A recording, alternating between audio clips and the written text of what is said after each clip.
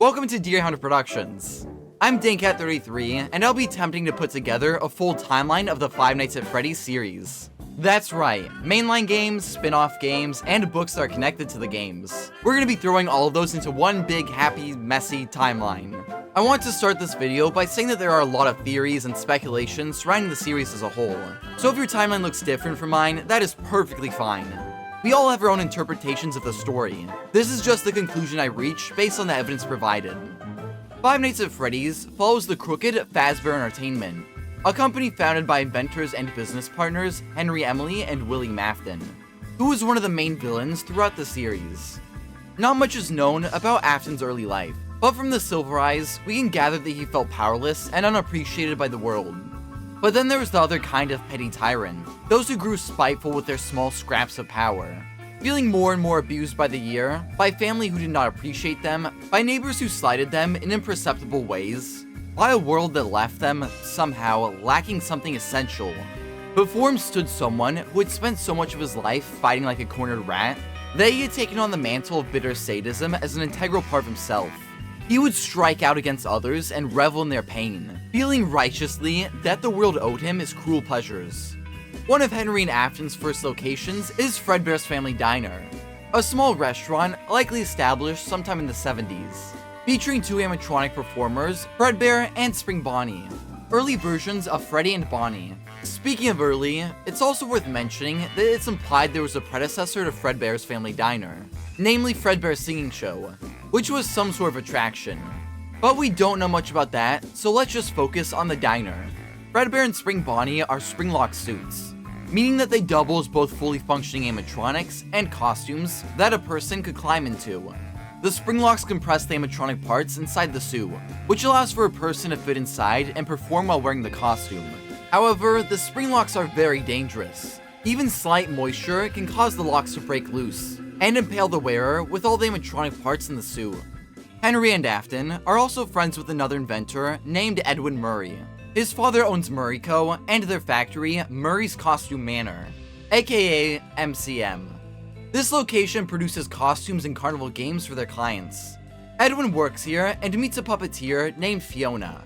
Together, they voice Edwin's creations, Mr. and Mrs. Helpful, robotic puppets designed to guide MCM employees and visitors.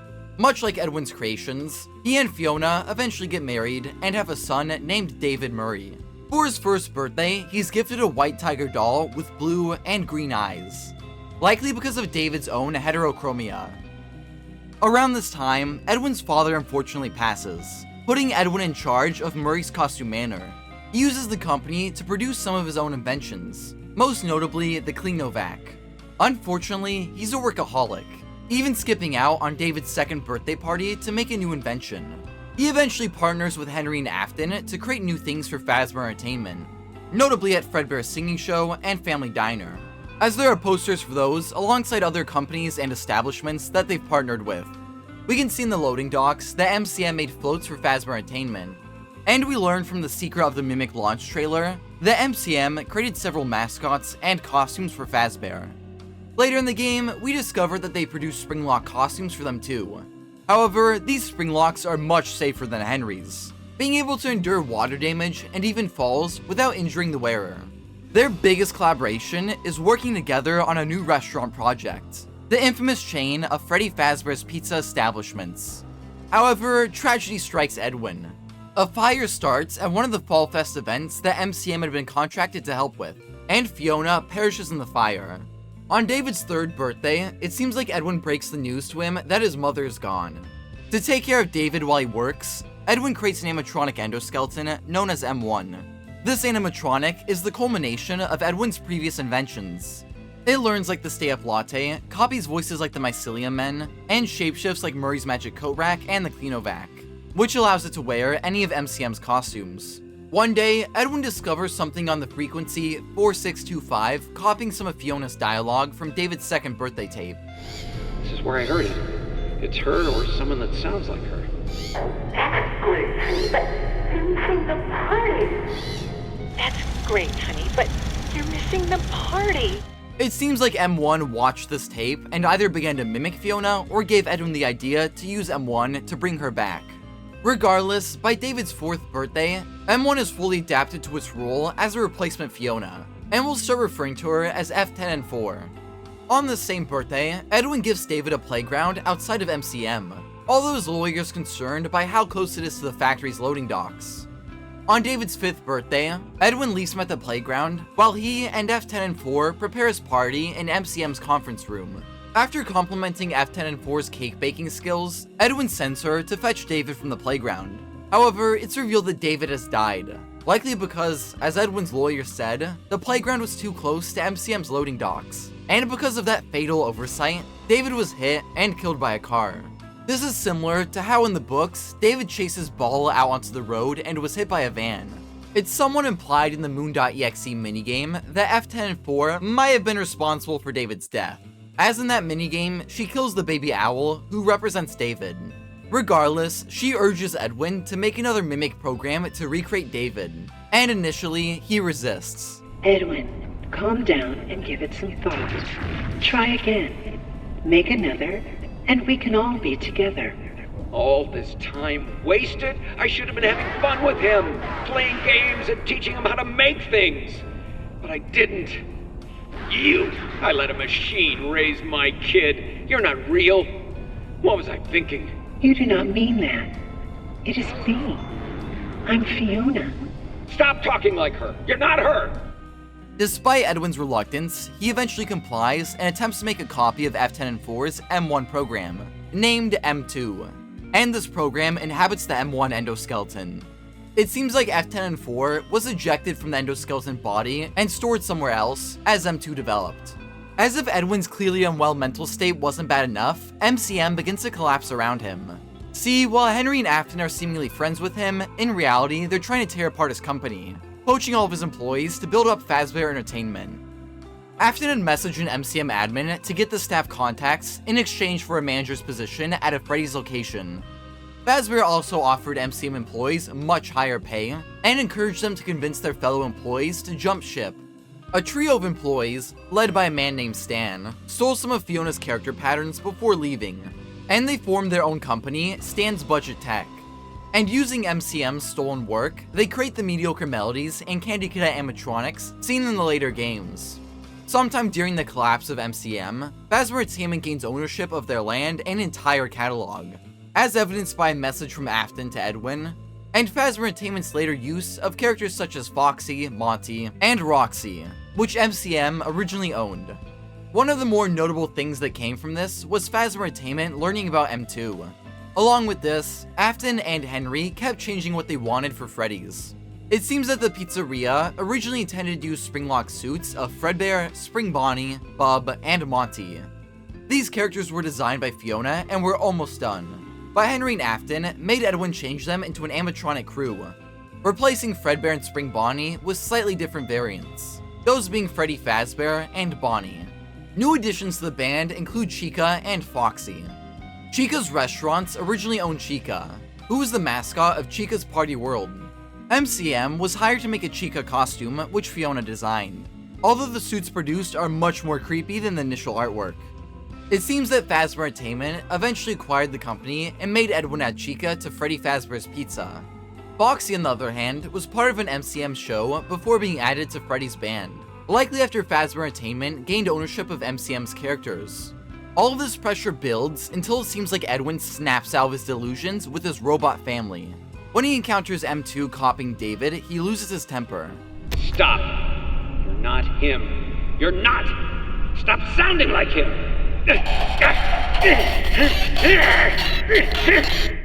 Edwin beats M2, causing it to mimic his rage and become violent.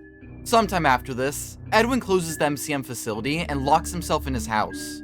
He becomes so focused on his work that he neglects repairing M2. F10-4 discovers that M2 has developed violent tendencies, although she never learns that Edwin attacked it. She begs him to help her stop the animatronic's violent behavior, but it seems like he didn't want to finish the M2 program or repair the animatronic. So she instead sends him blueprints for a cradle. This giant computer is designed to keep M2 safe, since F10-4 still views him as their son, but it also adds boundaries so M2 won't hurt anyone. Edwin complies and builds the cradle, also known as Mechanical X-Form Experimental Storage. He puts F10N4's program inside the machine, and stores it in MCM's mock-up of Freddy Fazbear's Pizza. However, it doesn't seem like he activates the cradle program. Eventually, the damaged M2 goes to Edwin's office and begins copying Edwin to repair itself. After being damaged, M2 stopped mimicking David, likely because the attack gave him an identity crisis. After all, Edwin beat him simply for assuming the identity he was programmed to. M2 now copies its surroundings, and instead of just mimicking David, it can adapt to and mimic a variety of characters. While repairing himself, a failed power test results in an explosion that destroys a large chunk of Edwin's office and causes a small fire. The incident also injures Edwin, who desperately begs for M2's help. I can't move. I can't feel my legs. You know, speaking of legs, what do you think? I just finished mine. There are still a few kinks to work out. I'm sorry, M2. I lost my temper. I was always gonna fix you. Please, call for help. Oh, can't right now, buddy. We can do something fun tomorrow. I promise. Ask your mom if she's not busy. Edwin likely died after this, since as far as we know, M2 never gets some help. However, we don't see his body, so who knows for sure. Regardless, M2 finishes repairing itself, and he returns to Murray's Costume Manor. Since Fazbear Entertainment had learned about the animatronic from the MCM admins, they decide that they just have to have this murder robot. We think that endoskeleton has a lot of potential, and that's why we want you to retrieve Murray's original schematic for it.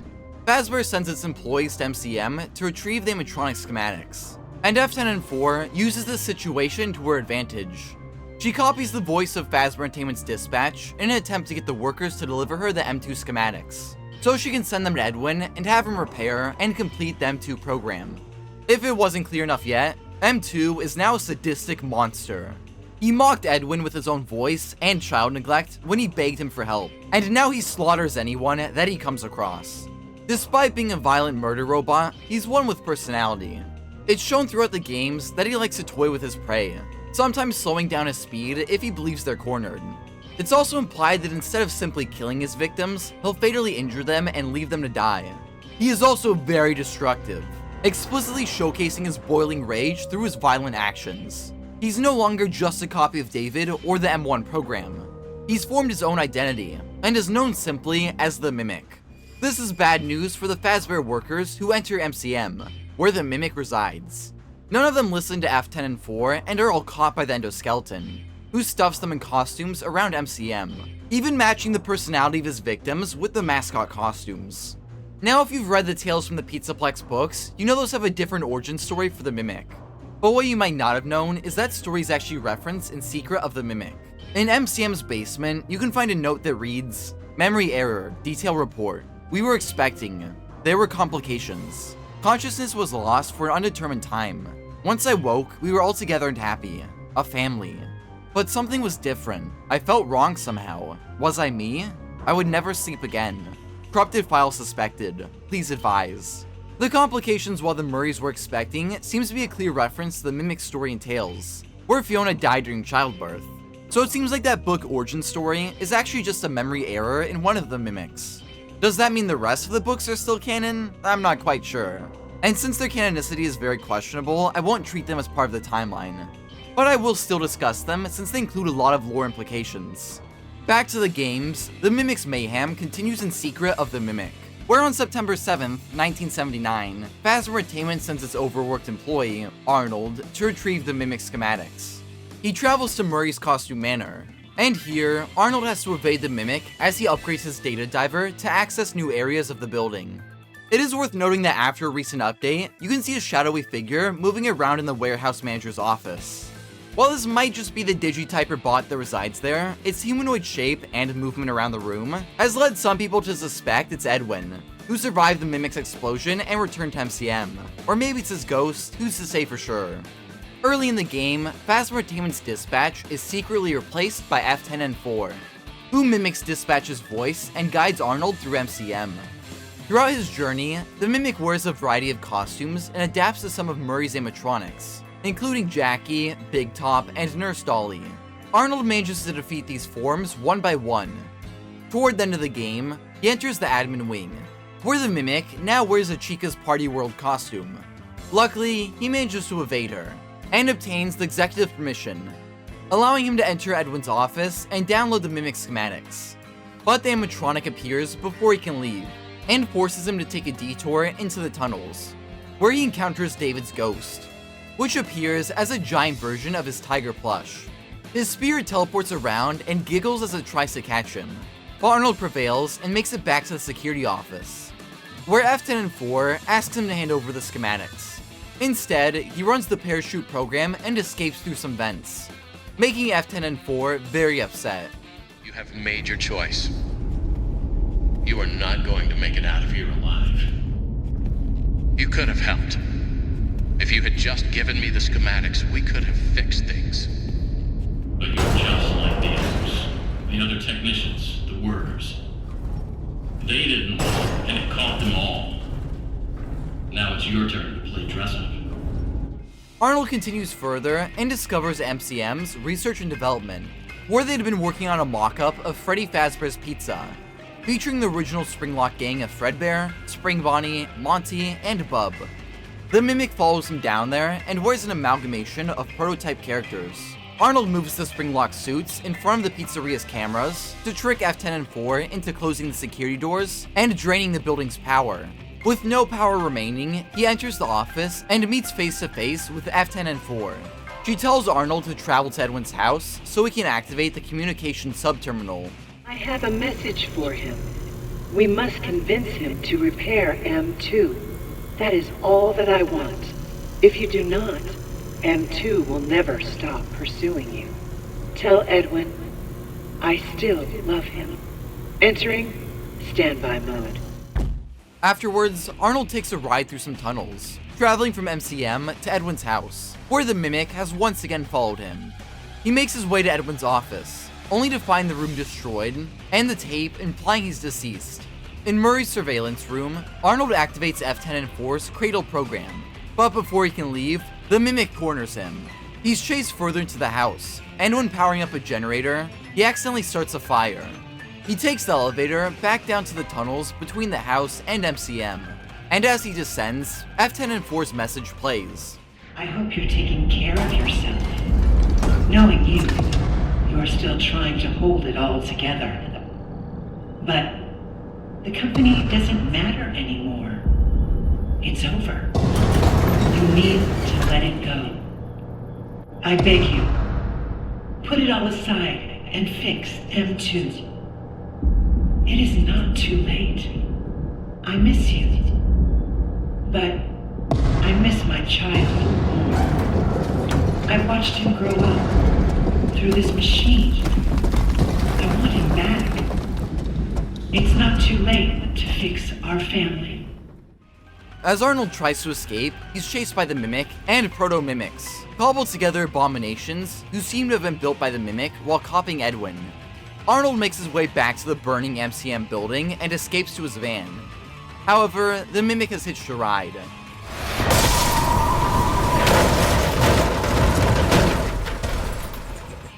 Arnold wakes up to find his van on fire, and the Mimic lurching toward him. The endoskeleton rips off his data diver, retrieving its schematics. After doing so, it simply leaves Arnold to burn in his van. Alicia activated the Cradle program, which will come back and ruin. 4 years later, in 1983, the Five Nights at Freddy's 4 minigames occur. These follow the week of Afton's youngest son's birthday, where he's tormented by his older brother, Michael Afton. Throughout this week, Afton communicates with his son through Fredbear plushies scattered around their house and the diner, keeping him afraid of his brother and the animatronics. At the end of the week, it's finally time for the crying child's birthday, but unfortunately, Michael and his friends shove him into Fredbear's mouth as a prank. The animatronic's powerful jaw then crushes the child's head. The year of this incident is confirmed to be 1983, thanks to the Fredbear and Friends TV show having a copyright date of 1983, and in the week before interactive novel, if you type 1983 into the phone, you hear a recording of Fredbear's bite, and it's mentioned that this happened again 4 years later, which matches up with the Bite of 87? that we'll discuss later. In Night 6's ending, we see a cutscene that appears to be some sort of coma dream. Michael apologizes to his brother, and eventually, the Fredbear plushie, aka Afton, begins speaking. He says he will put his son back together before we hear a flatline, signifying that Afton's son has died. During the same year, the Freddy Fazbear's Pizza diners finally open. This is confirmed by the Faz tokens seen throughout the later games, which indicate that Freddy's opened in 1983. According to the audio training cassettes heard in Five Nights at Freddy's 3, when Freddy's first opens, it uses Springlocked suits. Welcome to your new career as a performer/entertainer for Freddy Fazbear's Pizza. Right now we have 2 specially designed suits that double as both animatronic and suit. Please make sure the spring locks are fastened tight to ensure the animatronic devices remain fixed. In Pizzeria Simulator's security puppet minigame, we see that one of the new Freddy's locations, Henry built an animatronic known as the marionette or puppet to keep an eye on his daughter, Charlie. She wears a green bracelet that helps the puppet identify her and keep her from leaving the building. However, some bullies trap the puppet inside the box and lock Charlie outside. We see the result of this in the Take Cake to the Children minigame, which, let me point out, features Freddy, confirming that this happened at a Freddy's location, not Fredbear's. The new book, Ticket to Fun, also reveals that children attending birthday parties at Freddy's are provided with wristbands, which serve as both a souvenir and a way to track the kids. It's likely that these party wristbands are the same ones we see Charlie and the other kids wearing. Furthermore, when using a blacklight on this page, it reveals Charlie, solidifying that she was wearing a party band and that this event takes place at Freddy's.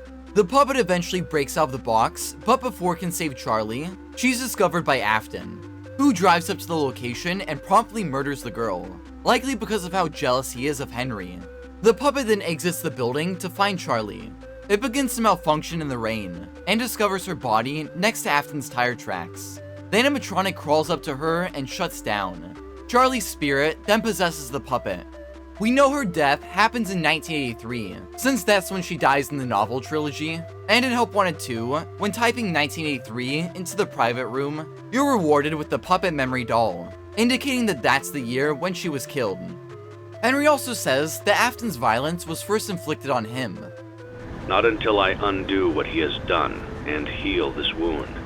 A wound first inflicted on me, but then one that I let bleed out to cause all of this. So it seems pretty clear that Charlie was his first victim. It seems like Afton noticed Charlie's spirit haunting the puppet, and wanted to recreate that.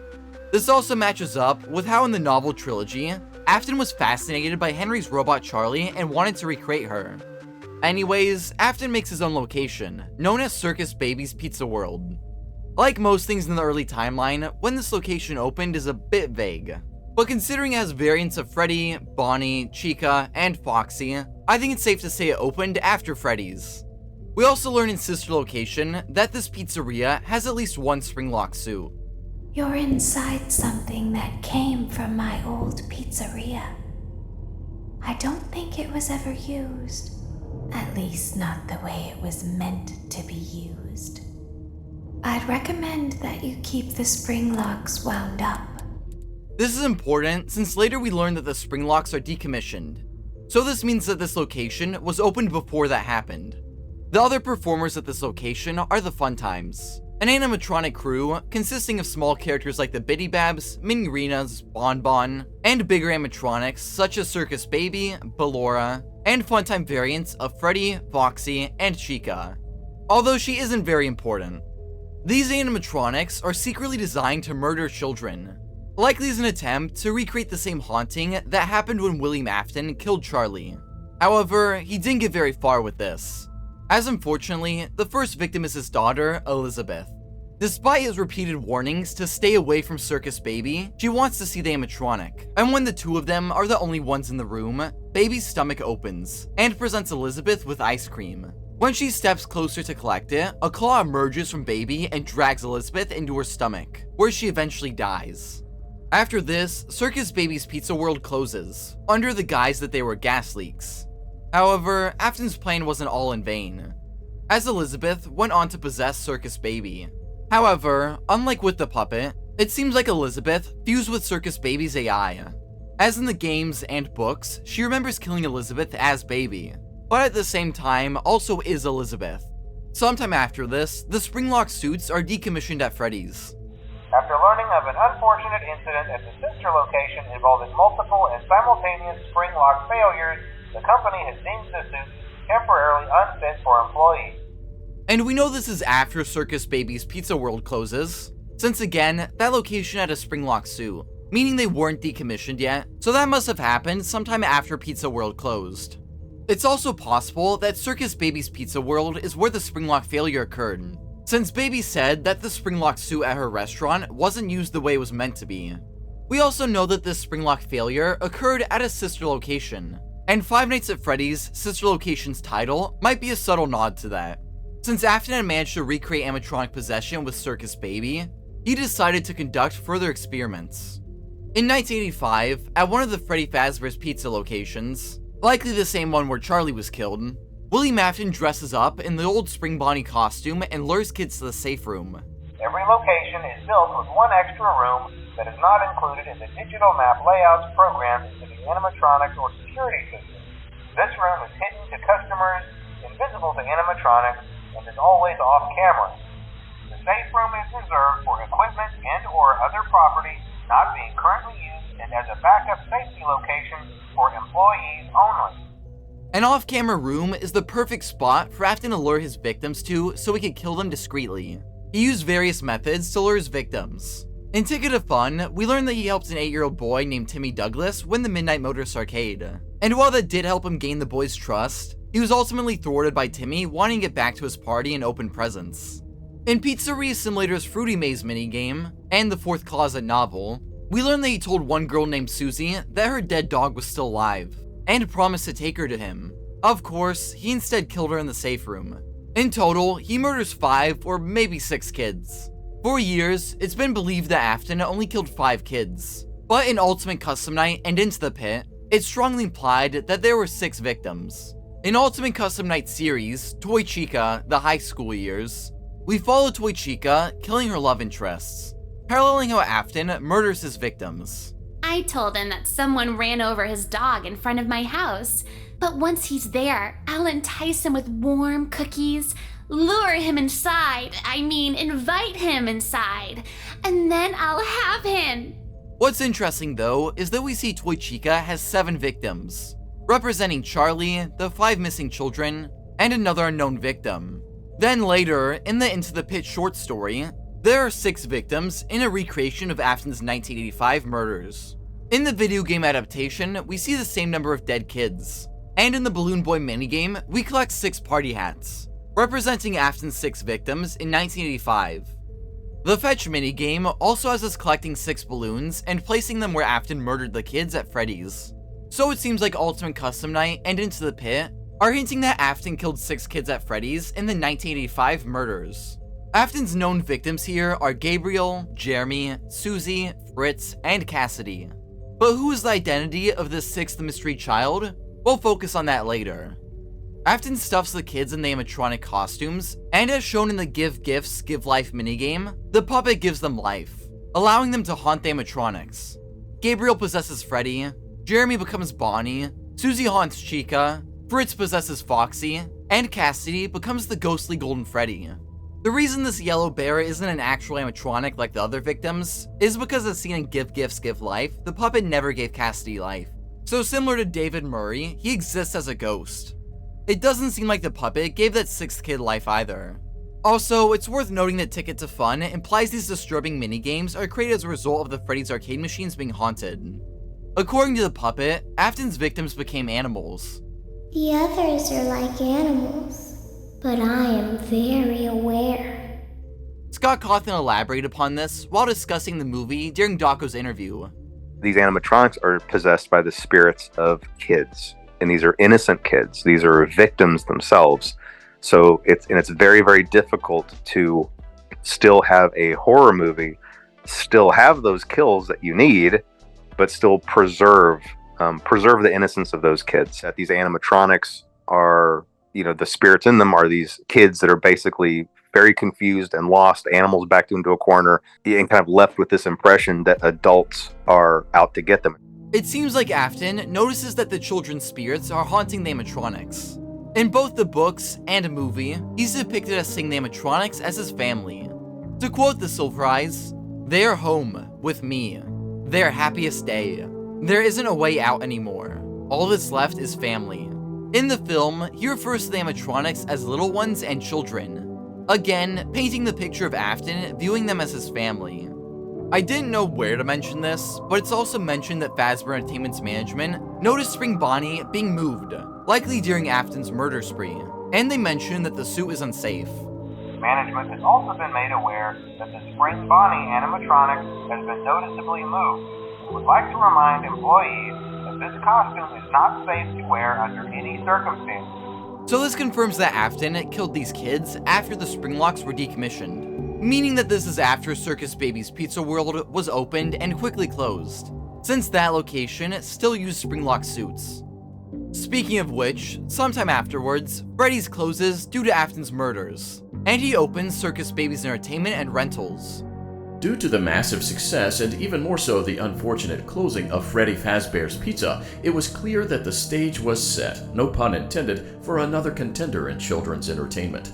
Unlike most entertainment venues, our robotic entertainers are rented out for private parties during the day.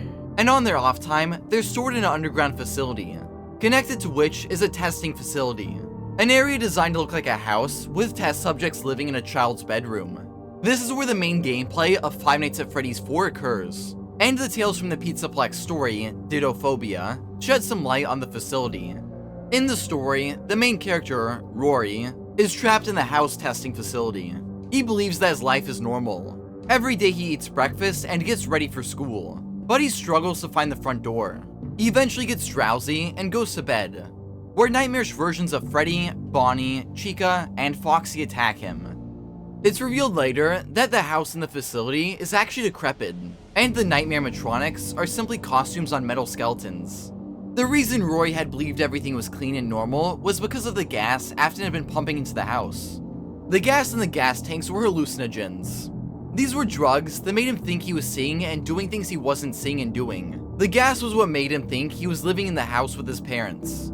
The gas was also the source of his night terrors. Apparently the whole thing was a nasty experiment designed to study the effects of ongoing fear in children.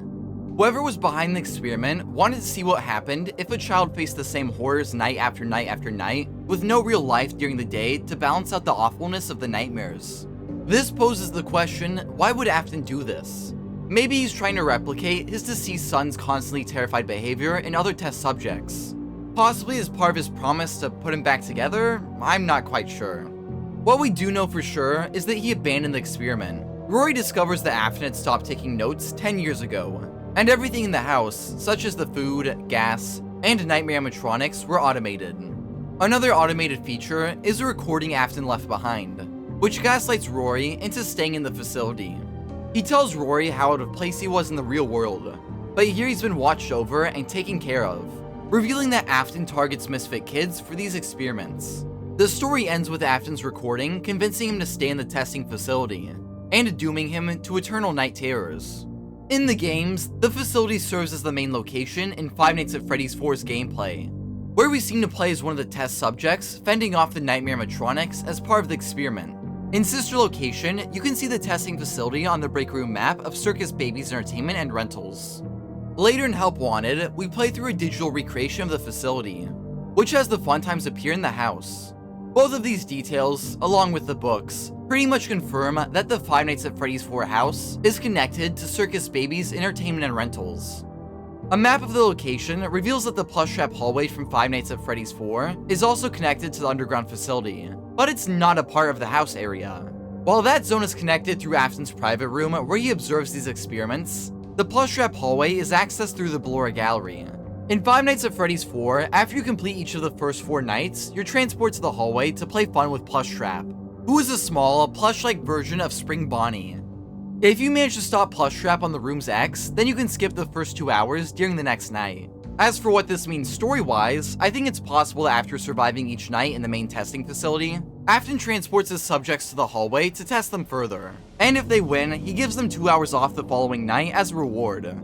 Or this might be an entirely different child being experimented on. as there's a white dot in each testing facility, and those seem to represent children, as we can see a white dot in the crying child's bedroom, which presumably represents him. The map also shows 4 other dots in the hallway, not including the player or plush trap, who is represented by a gray dot. Unlike the white dots, these gray ones connect to most of the animatronics at Circus Babies, the Nightmare animatronics, and you can even see Fredbear and Spring Bonnie at the diner. What's interesting though is that there are 5 animatronics in the hallway, possibly implying that there are multiple plush traps. However, in a digital recreation of the hallway in Help Wanted, you can sometimes see mini arenas standing by these spots, implying that these dots actually represent some mini arenas hiding in the room. Also, considering the underground facility is connected to Fredbear's, and even as indicators for where Fredbear, Spring Bonnie, and the Crying Child should be, I assume that means the facility was constructed before the Five Nights at Freddy's 4 minigames. Although we know Circus Babies Entertainment and Rentals was only opened after Freddy's closed, which begs the question of what this facility was originally used for. Maybe it was only for the testing facility before being repurposed for Circus Babies. I'm not sure what to make of it, but regardless, we can reasonably assume that Afton spied on his son from the facility's private room. As you can see one of the Fredbear Nanny Cam plushies in there, with what appears to be a remote to select which Fredbear plushie Afton wants to watch his son from. We'll circle back to Circus Babies Entertainment and Rentals later. But for now, let's focus on Five Nights at Freddy's 2. This entry takes place in 1987, at the new and improved Freddy Fazbear's Pizza.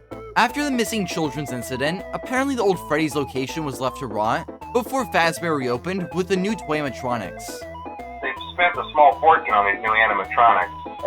Facial recognition, advanced mobility, but most importantly, they're all tied into some kind of criminal database so they can detect a predator a mile away. In the main gameplay, we're put in the shoes of Jeremy Fitzgerald, the second guard to work at the improved pizzeria, and we have to face off against the new toy animatronics. In calls from the phone guy, named Ralph, we learn that something has recently happened at the establishment. Okay, so just to update you, there's been somewhat of an investigation going on. We may end up having to close for a few days, I don't know. From what I understand, the building is on lockdown. No one is allowed in or out, especially concerning any previous employees. The place is closed down, at least for a while. Someone used one of the suits. We had a spare in the back, a yellow one. Someone used it. Now none of them are acting right. It sounds like William Afton once again used the Spring Bonnie suit to kill more kids, which is further implied in the Save Them minigame, where we play as Withered Freddy, following the puppet throughout the building and discovering 5 bodies. It seems like these victims went on to possess the 5 new toy animatronics, those being Toy Freddy, Toy Bonnie, Toy Chica, the Mangle, and Balloon Boy. This is further implied by them exhibiting supernatural behavior, such as glowing eyes. Along with the new possessed animatronics, the original gang returns, albeit now withered. Those are from the previous location, and we just use them for parts now. The idea at first was to repair them.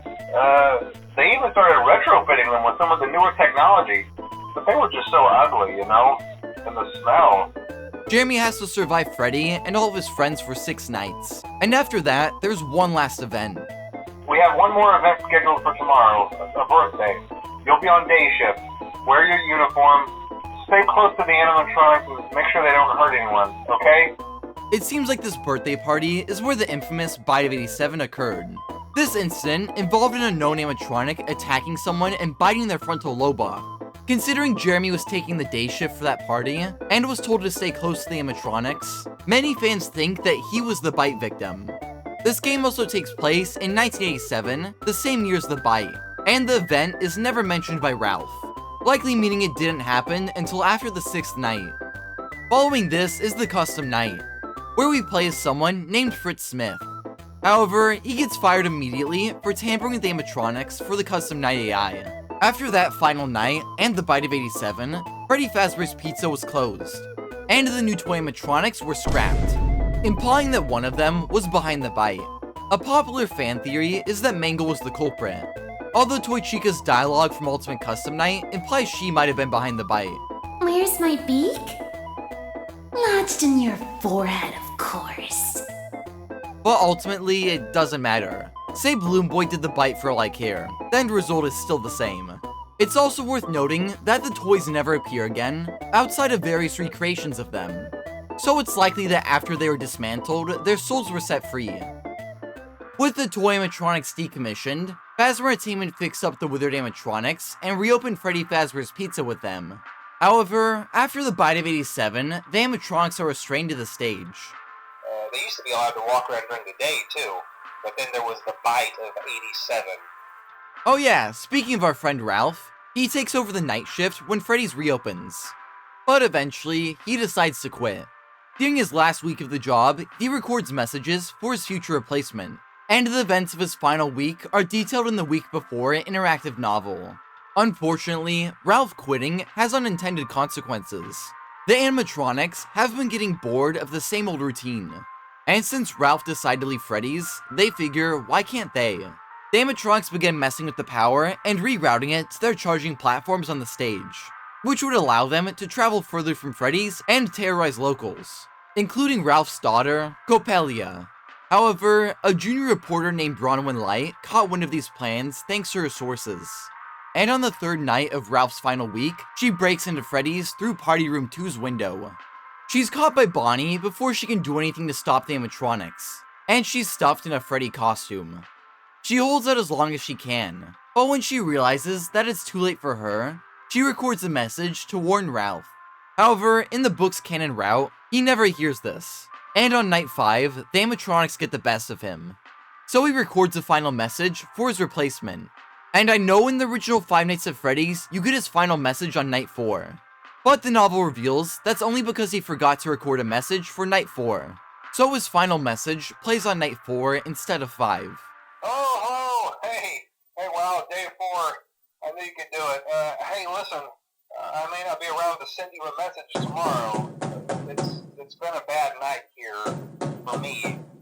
I'm kind of glad that I recorded my messages for you. When I did, hey, do me a favor. Maybe sometime you could check inside those suits in the back room. I'm gonna try to hold out until someone checks. Maybe it won't be so bad. I always wondered what was in all those empty heads back there. You know. Oh no. After being attacked, Ralph wakes up inside a costume in the repair shop behind the stage, unable to move his body. The interactive novel ends on a very ominous note. All of your choices have led you here, and now you're out of options. The only thing you can do is wait. It's very likely that much like Bronwyn, Ralph couldn't hold out, and eventually died in the suit. Since neither of them were able to stop the animatronics' plans, it can be assumed that they left Freddy's to attack locals and maybe even kill Ralph's daughter. They eventually returned back to the pizzeria before the next week, where the main gameplay of the original Five Nights at Freddy's occurs. In the game that started it all, we play as Mike Schmidt, the new security guard at Freddy's. Mike is probably an alias for Michael Afton, William Afton's son, who put his brother in Fredbear's mouth and inadvertently killed him. In Sister Location, which we'll get to later, Michael has a name tag on the hand unit assistant that simply says Mike. And the survival logbook draws a lot of connections between Mike and Michael. Anyways, Mike or Michael or whatever fends off against the animatronics for not just 5, but 7 nights. However, he's fired for tampering with animatronics during the custom night. It's also worth mentioning that in the survival logbook, Mike draws Nightmare Fredbear, who is a monstrous version of Fredbear that appears during Five Nights at Freddy's 4's main gameplay. This might imply that Michael was the test subject being experimented on during that game. It would be pretty messed up for William Afton to test on his own son, but throughout the series, he's repeatedly shown to manipulate and even harm his children, so it's not too far-fetched to suggest that he experimented on them. Sometime after Five Nights at Freddy's, William Afton goes back to Freddy Fazbear's Pizza to disassemble the animatronics and use their endoskeletons for more experiments. In order to destroy the Freddy's gang, he returns to the safe room, which is implied by Henry to be the same one where he murdered the kids in the first place. He lured them all back to a familiar place, back with familiar tricks. So that would mean that the Five Nights at Freddy's 1 location is the original Freddy's, which matches up with Ralph saying that they left the location to rot, and with it being the design of the mock Freddy's that MCM made. Anyways, another thing to note is that sometime after William Afton killed the original set of kids, the safe rooms were sealed. However, he's now opened the room and hides in there. since if you remember, the safe rooms are invisible to animatronics. As seen in the Five Nights at Freddy's 3 End of Night minigames, Shadow Freddy appears in the pizzeria. This ghostly character briefly appeared as an Easter egg in Five Nights at Freddy's 2, but we never really learn who or what he is. There's also a Shadow Bonnie who appears frequently throughout the series. Special delivery implies that these characters are formed from Dark Remnant, or the human emotion of agony. Henry's Sandy ending speech in Pizzeria Simulator strongly implies that Shadow Freddy is somehow conjured by Afton. He says that to lure the animatronics back to the safe room, Afton used familiar tricks, and both Shadow Freddy and Afton tell the kids, "Follow me." So it seems like Afton is behind Shadow Freddy's behavior. It's not clear how he influences Shadow Freddy or how he came to be. Maybe he was formed from the agony of Afton's crimes, who knows. What we do know is that Shadow Freddy lures the animatronics to the safe room. But since that area isn't programmed into their systems, they can't enter the room. As the bots leave, Afton ambushes them, and he manages to destroy all the original animatronics. He then takes their endoskeletons and melts them down into Remnant. This supernatural substance is a major focus in the later games and books. In Fazbear Frights, a character named Dr. Talbert explains Remnant. In non-scientific terms, it's like the metal's haunted. It's more complicated than that, of course, but it's similar to the way that water conducts electricity. Remnant is the mixing of the tangible with the intangible, of memory with the present. The people and things that are lost, it makes them almost real again. And just to be clear, Remnant isn't the same thing as agony. Remnant is metal haunted by spirits and their memories, while agony is extreme human emotion that impacts objects. To quote Dr. Phineas from Fazbear Frights, human emotion is slower to impact, more insidious. It emanates from us, or is excreted from us, if you will, like sweat or tears, and it wafts outward like a noxious cloud, soaking into the surroundings.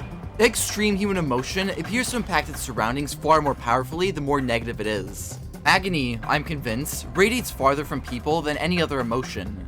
My work is focused on my hypothesis that you can take a saturation of agony, add any kind of intelligence, even an artificial one, and they will combine together to transmute the energy of emotion into the energy of physical action. This, I believe, is what explains what people call haunted objects. To give an example, in the original Five Nights at Freddy's, the animatronics are haunted by spirits. However, all of the supernatural events that happen seem to be a result of the building itself being haunted by agony. It's also likely that the Mimic was infected with Edwin's agony when he was attacked, which is what drives his murderous behavior. Anyways, we'll focus on agony more later. Remnant is more of a now problem. As previously discussed, William Afton melts down the haunted endoskeletons into Remnant. He then develops a device known as the Scooper, which is designed to inject Remnant.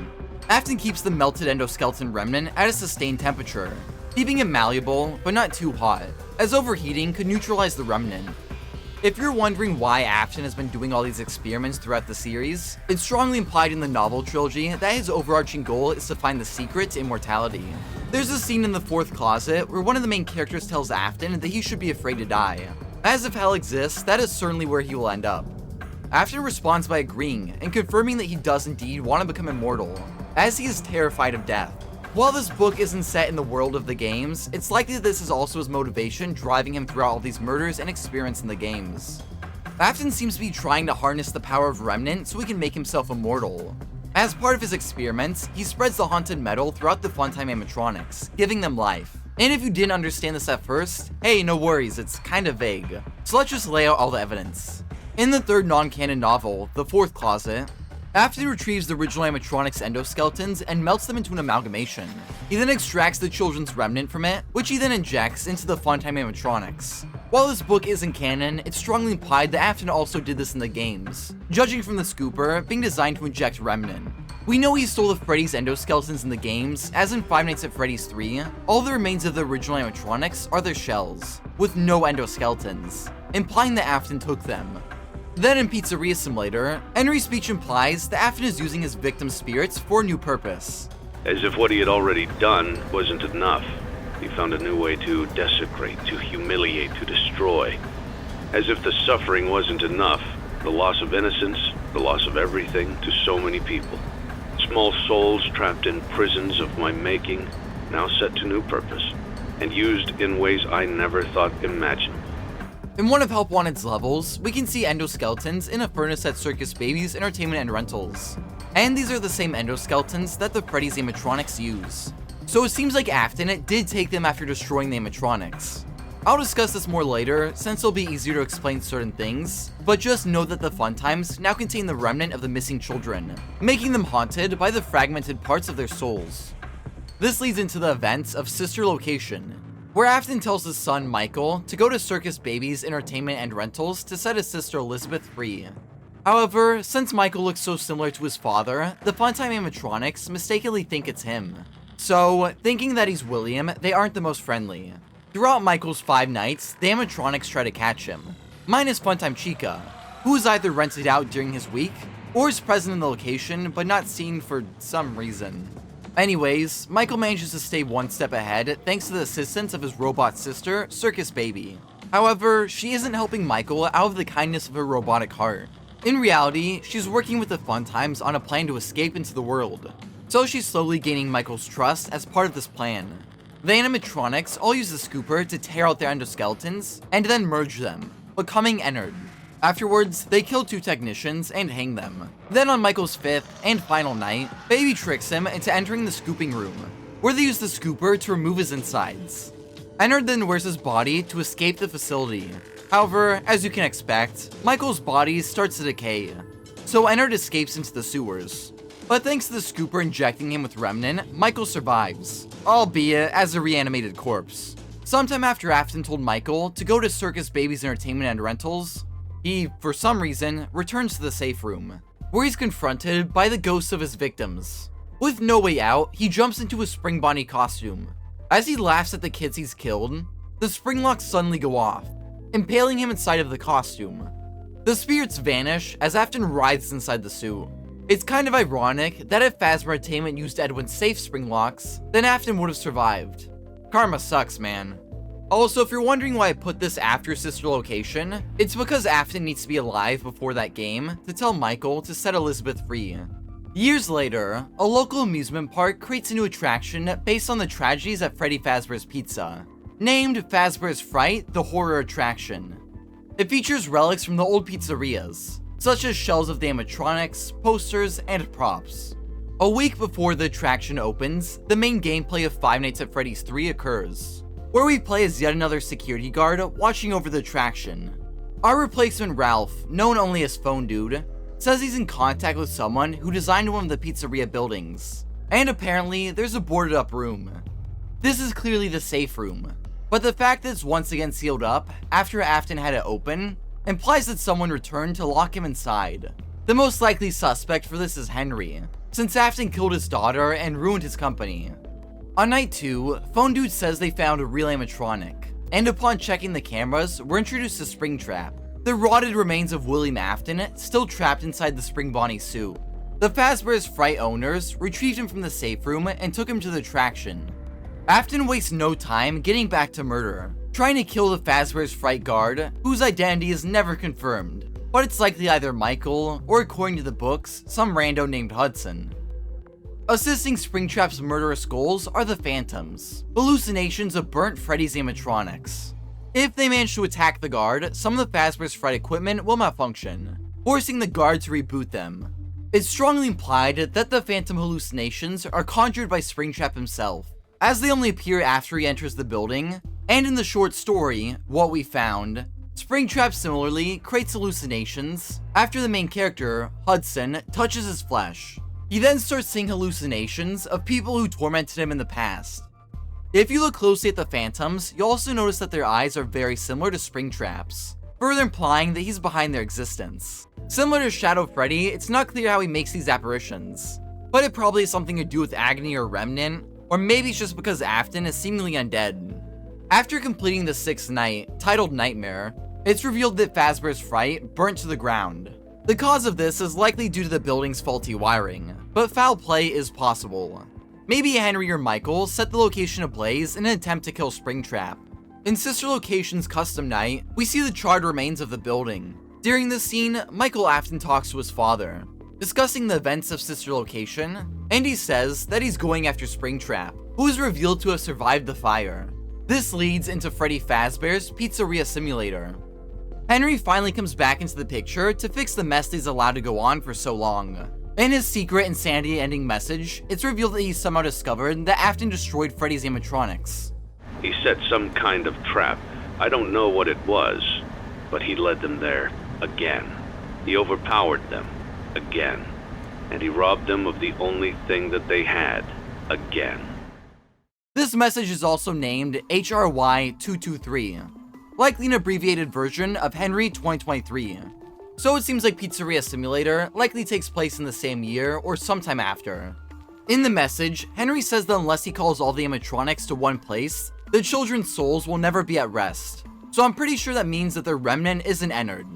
In a blueprint, it's mentioned that he has the most remnant, furthering my suspicion that the missing children's remnant isn't him. It's worth noting that this blueprint was cut from the game, but is used in the Ultimate Guidebook. So it seems perfectly fine to use it for understanding the story. Anyways, along with that, a character named Candy Cadet tells stories in this game, all of which focus on 5 things becoming one, likely as a parallel to how the 5 missing children became entered. And you might be asking, well, what about Baby? Isn't she an entered too? A conversation between FNAFworld.com and ScottGames.com reveals an individual arguing with a group of other characters who are tired of being bossed around and eject the individual from their body. It's pretty obvious that this conversation was between Baby and the fun times inside of Ennard. The other animatronics kicked Baby out of their body, and afterwards, it seems like Funtime Freddy became Ennard's dominant personality, judging from how the amalgamation now wears a mask of him and speaks in his voice. This new version of Ennard is called Molten Freddy. It's also worth noting that his model features Dripping Remnant, which matches up with its description of bubbling liquid mercury from the Fazbear Frights books. Anyways, after being ejected from Ennard, Baby's put herself back together using Scrap, and is now known as Scrap Baby.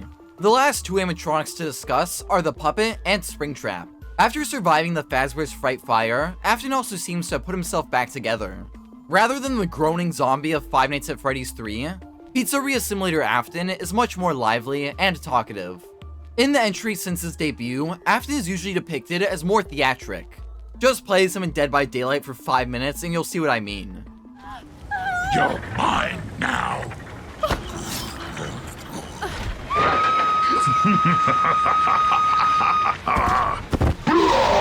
But if you don't have that, then just listen to this line from the 4th closet. When I called myself Springtrap, I was ecstatic with power, delirious over my newfound strength. Along with his newer personality, his appearance is drastically different. And according to Scott Cawthon himself, there's a lore reason for this. So Afton likely replaced his burnt costume with a different Spring Bonnie suit. Another possibility is that Scott just decided to redesign him. Anyways, the puppet is for sure in a new suit, named Lefty. This animatronic bear was designed by Henry to capture the puppet and bring her to his pizzeria, named Freddy Fazbear's Pizza Place. This location is opened and managed by Michael Afton.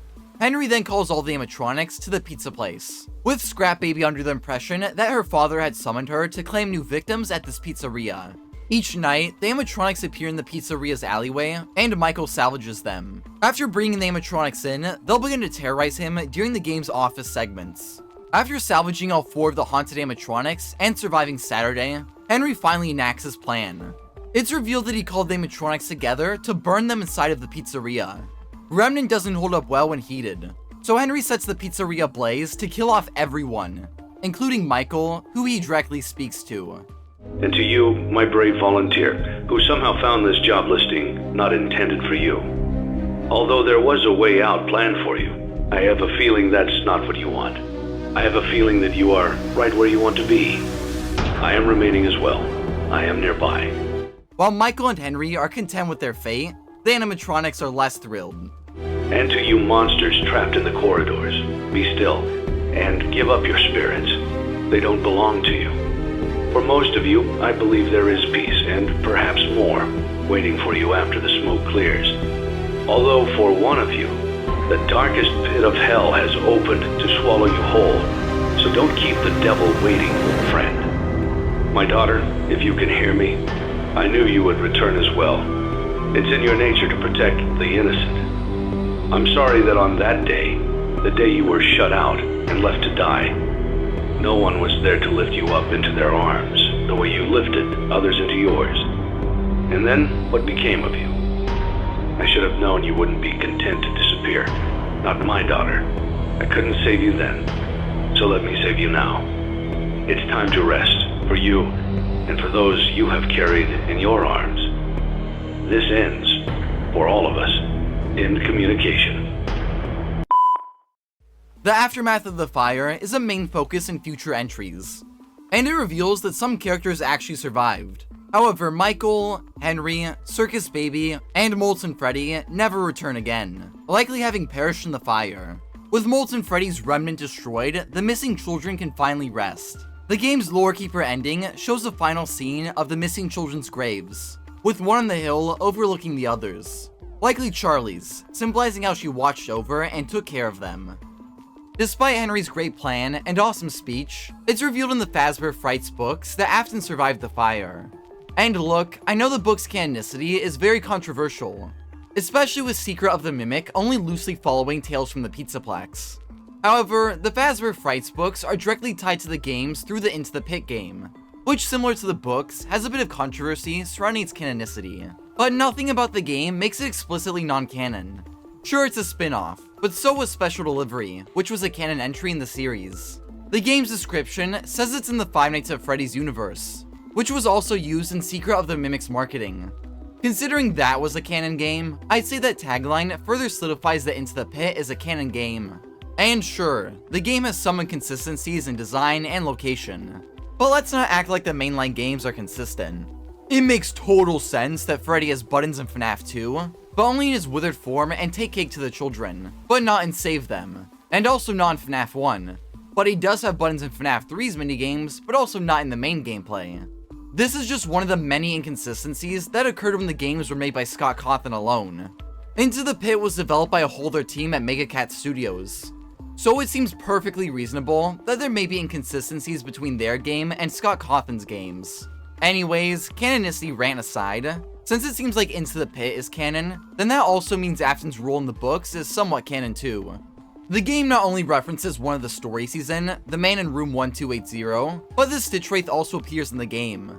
And in the books, Afton serves as one of the main antagonists in their storyline, which we'll focus on later. It is worth noting that Into the Pit doesn't exactly follow the original story, and it doesn't look like the Fetch game will either.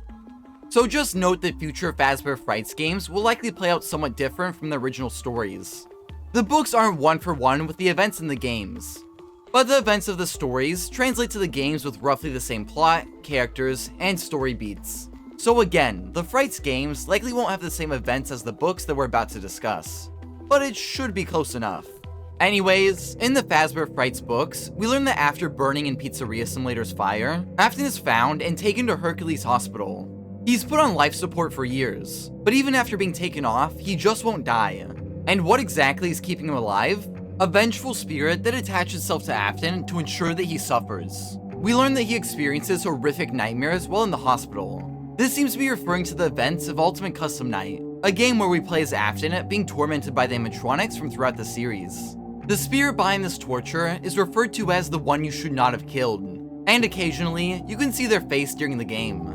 We don't learn much about this character in Ultimate Custom Night. All we know is that the spirit is male. I have seen him, the one you shouldn't have killed. He's here and always watching, the one you shouldn't have killed. This gender does match up with the identity of the spirit tormenting Afton in the books, that being Andrew, a young boy whose backstory is never quite explained. All we know is that he was killed by Afton. To quote him, "I do remember wanting to get back at someone who hurt me. I think I attached myself to him. I got into his soul, made sure he couldn't move on when he should have died. I remember I wanted him to suffer the way he made me suffer, but I don't remember what he did. I just know that I hung on, no matter what they did to him, to try and save him. I wanted him to hurt." This is very similar to what the vengeful spirit says in Ultimate Custom Night when he talks through the mediocre melodies. While these stolen MCM characters have mostly goofy dialogue, sometimes they get much more disturbing. When this happens, you can hear a voice repeating what they say, that likely being the vengeful spirit puppeting them. And their dialogue sounds a lot like Andrew. He tried to release you. He tried to release us. But I'm not gonna let that happen. I will hold you here. I will keep you here. no matter how many times they burn us. This is how it feels, and you get to experience it over and over and over again, forever.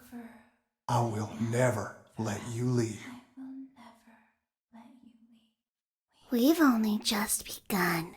I will never let you leave. I will never let you rest. Both Andrew and the one you should not have killed are hell-bent on making sure Afton can't move on, and that he suffers. So it seems like the identity of the one you should not have killed is Andrew himself. It's also likely that Andrew is the 6th kid that Afton killed at Freddy's in 1985, and the bonus Afton victim revealed in Toy Chica the high school years. I just think it's reasonable to assume that Afton's 6th mystery victim introduced in Ultimate Custom Night is the same mystery victim tormenting him in that game. I also know that a lot of people think the one you should not have killed is Golden Freddy, aka Cassidy. However, Cassidy is depicted as a girl in the 4th closet and returned to the pit, so she can't be the one you should not have killed since they're male. A lot of people like the idea of Golden Freddy being the one tormenting Afton, and therefore can be reluctant to accept Andrew. So I want to bring up this quote from Scott Cawthon. Very few people will likely ever feel completely satisfied, as there are just too many headcanons out there and so many great ideas on where the story could go. But I think there are good things to be found for people who are looking. All I can say is that some questions will be answered, even if it may not always be the answer you wanted. Be patient. Let me at least say this. Future games will look forward, but look to the novels to fill in some of the blanks of the past. This quote is very clearly saying to use the books to solve the story, even if those answers don't fit your ideas or headcanons. And Scott even confirmed that he's referring to the Fazbear Frights books. I'm pretty sure he had Andrew in mind when writing this, considering how the community has reacted somewhat unsatisfied and reluctant to the idea of him tormenting Afton. But that's not to say that Golden Freddy doesn't play a role in Ultimate Custom Night's story. If you set Old Man Consequence's AI to 0 and catch a fish, you're transported to his lake from FNAF World, and you play as a Freddy sprite. While in the zone, you can hear distorted sounds, which turn out to be Afton screaming, likely as Andrew torments him.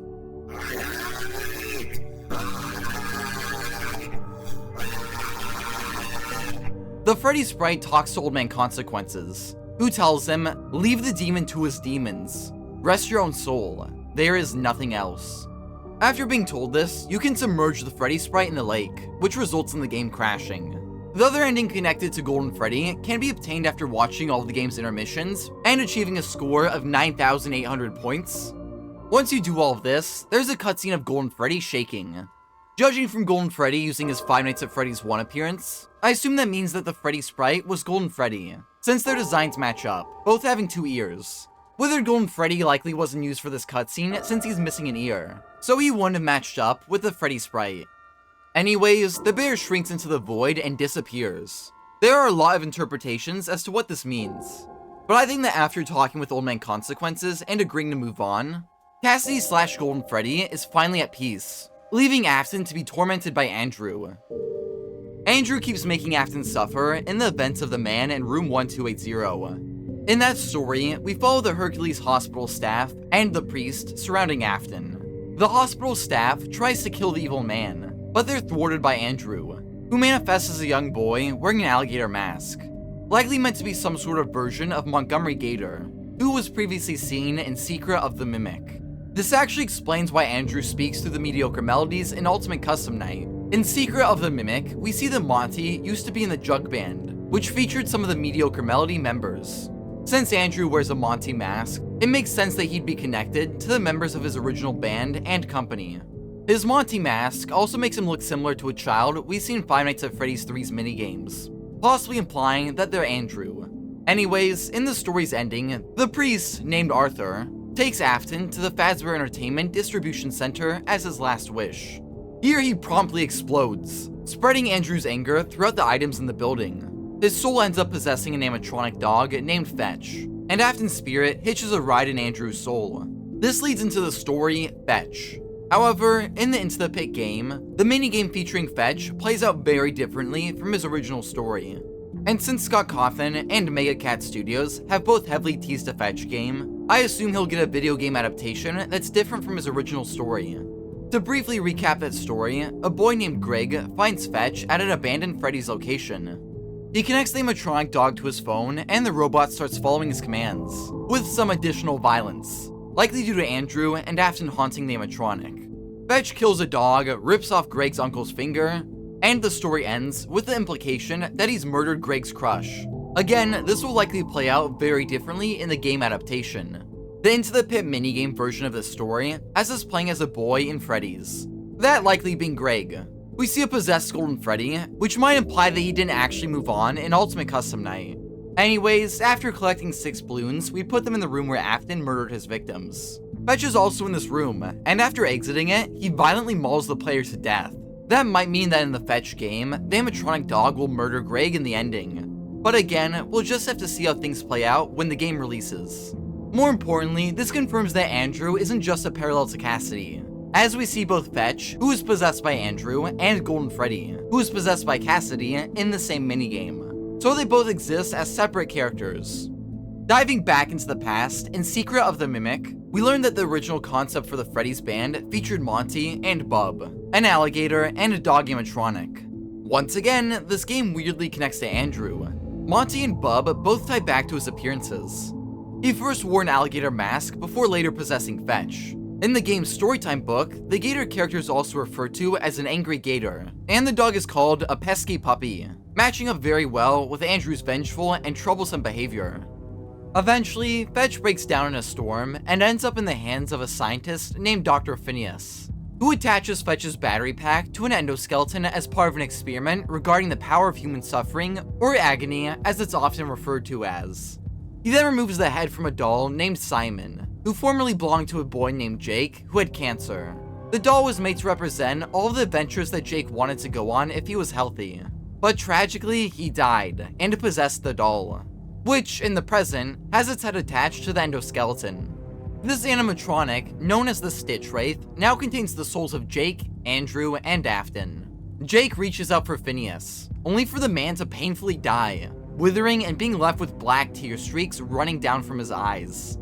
This happens a couple more times with various humans throughout the books. This is because Andrew and Afton both have some influence over the Stitchwraith too. Andrew says that he wants to scare people and give them a zap, but not murder them. Jake thinks that maybe someone else is in the animatronic with them, and they're the ones killing people. Because of that, I'm going to assume that Afton is the one murdering these people who are touched by the Stitchwraith. Neither of the boys possessing the animatronic fully remembered their life. Jake says he was sick, and Andrew recounts his time tormenting Afton, and arriving at the Fazbear Entertainment distribution center, where he infected all of the items there and possessed Fetch. Jake decides that they need to track down all these infected items and stop them from hurting people. Over time, the Stitchwraith collects various characters from throughout the Frights series who were infected by Andrew's agony.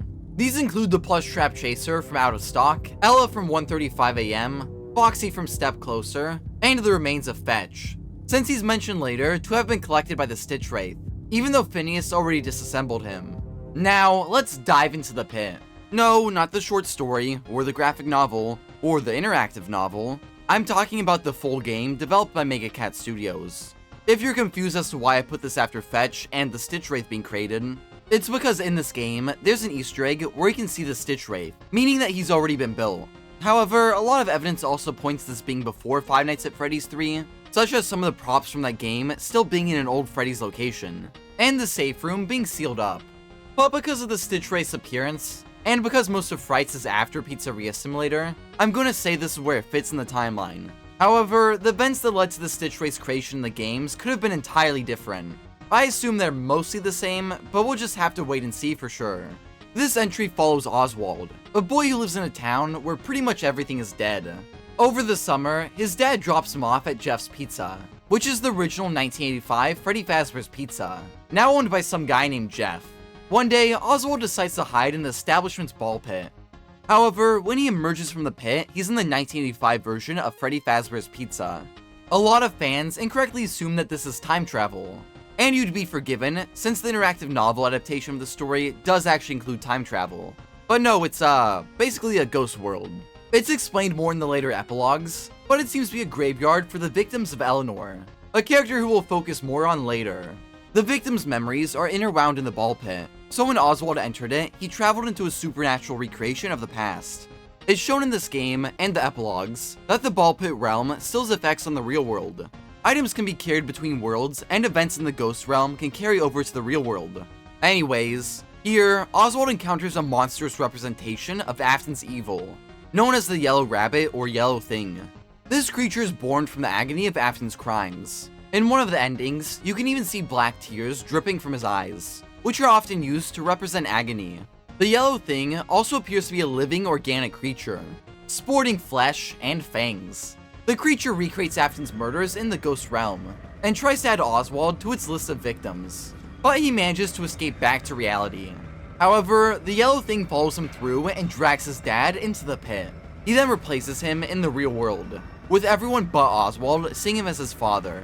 Oswald sets out to save his dad, returning to the Freddy's realm to find him. Throughout the game's 5 nights, he has to survive the Yellow Thing, Freddy, Bonnie, and Chica.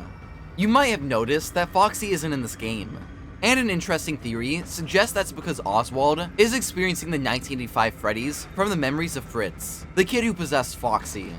This is implied in one of the endings, where the Yellow Thing catches Oswald, and when he wakes up in Freddy's, all the animatronics are friendly. His name in the dialogue boxes gets more and more distorted, until his eyes start glowing like the Yellow Thing, and the achievement icon implies he's become an animatronic too. Interestingly, Oswald stops right in front of Pirate's Cove, further implying that the ball pit world is based around the memories of Fritz, explaining why Foxy's absent, and why it seems like Oswald becomes him in this ending. Anyways, back to the main gameplay.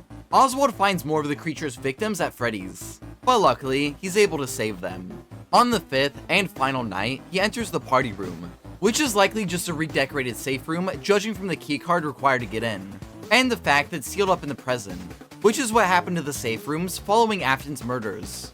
In this room, Oswald saves the final still living child, and if the player has found all of his dad's items, then he'll discover a picture of Henry and Afton. This item is crucial for the 3-star ending, which appears to be the canon route. A vent in this room leads to a secret room, where Oswald's dad is being kept. He unties him, but the Yellow Thing enters the room and drags him away. Oswald rushes after them. He punches the rabbit, and as he's running to his dad, he drops the photo of Henry and Afton. The Yellow Thing picks it up, and seeing the man he's representing makes him go a little haywire, giving Oswald time to pull his dad back to the real world. The Yellow Thing follows them through and attacks Oswald, but he gets caught in the pit's netting. He frantically struggles until he's strangled to death. After the creature's defeat, Oswald's dad recovers, and they both apologize to each other. In the 3-star ending, Oswald's dad decides they should stay in town and make the best of things. This is very similar to the ending of the original book, and its 3-star rating matches up with the rating given to the canon ending in Security Breach. So it seems like this is the true ending. The game concludes with Oswald's family enjoying a meal in a now much more clean and lively Jeff's Pizza. And speaking of Oswald's family, sometimes when opening the attic in their house, a Freddy mask will fall down. This might imply that Oswald's dad was the Freddy bully from Five Nights at Freddy's 4. They both have brown hair and similar skin tones. And the Foxy Bully and Bonnie Bully are both main characters throughout the series. The Foxy Bully was Michael Afton, who played a major role in the original games. And the Bonnie Bully is strongly implied to be the father of Cassie from Ruin, and the protagonist in Help Wanted 2. But we'll get to that later. Throughout Into the Pit, there are 3 secret minigames tied to Fazbear Frights stories, so this will serve as a good time to recap those. There's the previously mentioned Fetch minigame, and a minigame based on Count the Ways. In this story, a girl named Millie avoids her family during the holidays by hiding inside of Funtime Freddy, who her grandfather had collected from a dump. It's never made clear if this is one of the Funtime Freddy clones from Special Delivery, which we'll cover later, or if this happened sometime before Pizzeria Simulator, and this is just a much less scrappy Molten Freddy. Regardless, the animatronic bear makes her choose how to die, and eventually decapitates her. The last minigame is a recap of To Be Beautiful. This story follows Sarah, a girl who rescues an animatronic named Eleanor from a dump, and to reward her, the animatronic promises to make her dreams come true. Sarah wishes to be beautiful, so after putting on a heart pendant necklace from Eleanor and promising to never take it off, every morning that she wakes up, she's more beautiful. However, when the pendant inevitably falls off, it's revealed that her new body is a bunch of trash. It turns out that Eleanor had been cutting up her body and replacing it with garbage. In the end, she steals Sarah's original appearance and leaves the girl to fall apart into a pile of trash. Eleanor goes on to become a major antagonist in Fazbear Frights, but we never discover her origins. although it's implied in the Return to the Pit interactive novel that she's been around since at least 1985. We learned from the Frights epilogues that for 30 years, she's been coming in and out of the ball pit and bleeding. The dates associated with her blood samples found in the pit coincide with bizarre incidents ranging from missing teenagers to all sorts of strange events. In multiple of these incidents, parents had reported their teens finding Eleanor before they disappeared, similar to what happened to Sarah. However, not every missing teen is associated with Eleanor, but every disappearance is connected to the dates from her blood samples. All these disappearances are likely the main characters from throughout the Fazbear Frights books. It's revealed that Eleanor is behind the events of most of the stories, such as To Be Beautiful, Out of Stock, 1:35 AM, Step Closer, Hide and Seek, Blackbird, and maybe even the man in room 1280. In a dream sequence from the later epilogues, Eleanor bursts out of Afton's chest while he's in the hospital. Her cheeks are made from a skin, and her teeth are red with blood. In the story, it's mentioned that there were two signals in Afton's brain fighting with each other, so Eleanor might have been one of those. She was also likely behind Afton's motive to go to the Arayaentertainment distribution center, so that Andrew's agony would get spread throughout the items there, causing more chaos. Eleanor coming out of Afton's chest might also mean that she was born from his agony. Furthermore, Jake later wonders if the chaos of the series created Eleanor, so maybe all the agony from Afton's crimes formed Eleanor. This would also add more significance to her Circus Baby appearance. Since Baby was possessed by Afton's daughter, Eleanor looking like Baby could symbolize that she was born from Afton's deeds. Also, side note, but Into the Pit game also has a lot of other ties to stories such as Kids at Play, Pizza Kit, The Man in Room 1280, Sergio's Lucky Day, and Room for One More. Now let's continue the story using the Fazbear Frights books, which again may play out differently when they're adapted to the games, so just keep that in mind. In the epilogues, a detective named Everett Larson has been following the Stitchwraith, learning of its origins, and that's been living in a factory. Before he goes to face them, he visits the police department's evidence lockers and looks through boxes that contain the remains of a fire, which was related to one of the founders of Fazbear Entertainment. This is likely referring to Henry's fire from Pizzeria Simulator, which is seemingly confirmed by the Ultimate Guide. However, FNAF guidebooks can be a bit unreliable, but more solid evidence presents itself when Larson takes the puppet's mask from the evidence locker, planning to use it to communicate with the Stitchwraith. The animatronic had been previously seen at the fire site, possibly looking for the remains of the haunted animatronics burnt there. This gives Larson the idea to bring the puppet's remains to the Stitchwraith. He tracks the endoskeleton to an abandoned factory, and discovers him using a trash compactor to destroy the objects infected by Andrew's agony. While Andrew wants to kill Larson so they can continue to destroy the infected objects in peace, Jake doesn't want to hurt anyone, so he takes control of the animatronic's body, turning on the trash compactor and throwing the Stitchwraith in. Jake and Andrew's spirits start to float free from the animatronic, but Afton's ghost appears and tries to hold Andrew back. Jake anchors himself back to the Stitchwraith and knocks Andrew free from Afton and the animatronic. He simply vanishes, likely having been set free. Afton's spirit then forms a giant amalgamation from all of the infected items along with Eleanor. He then tries to kill Detective Larson.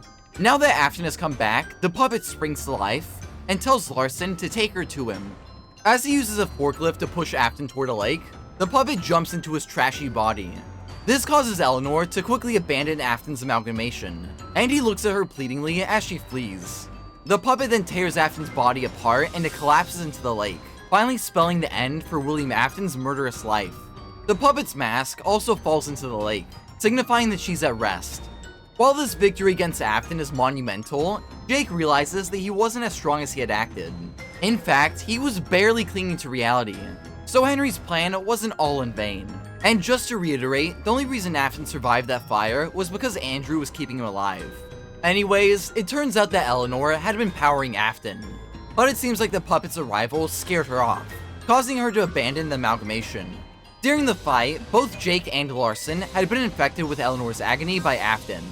Eleanor had retrieved it from Jake herself, and he now has to burn the agony infection out of Larson.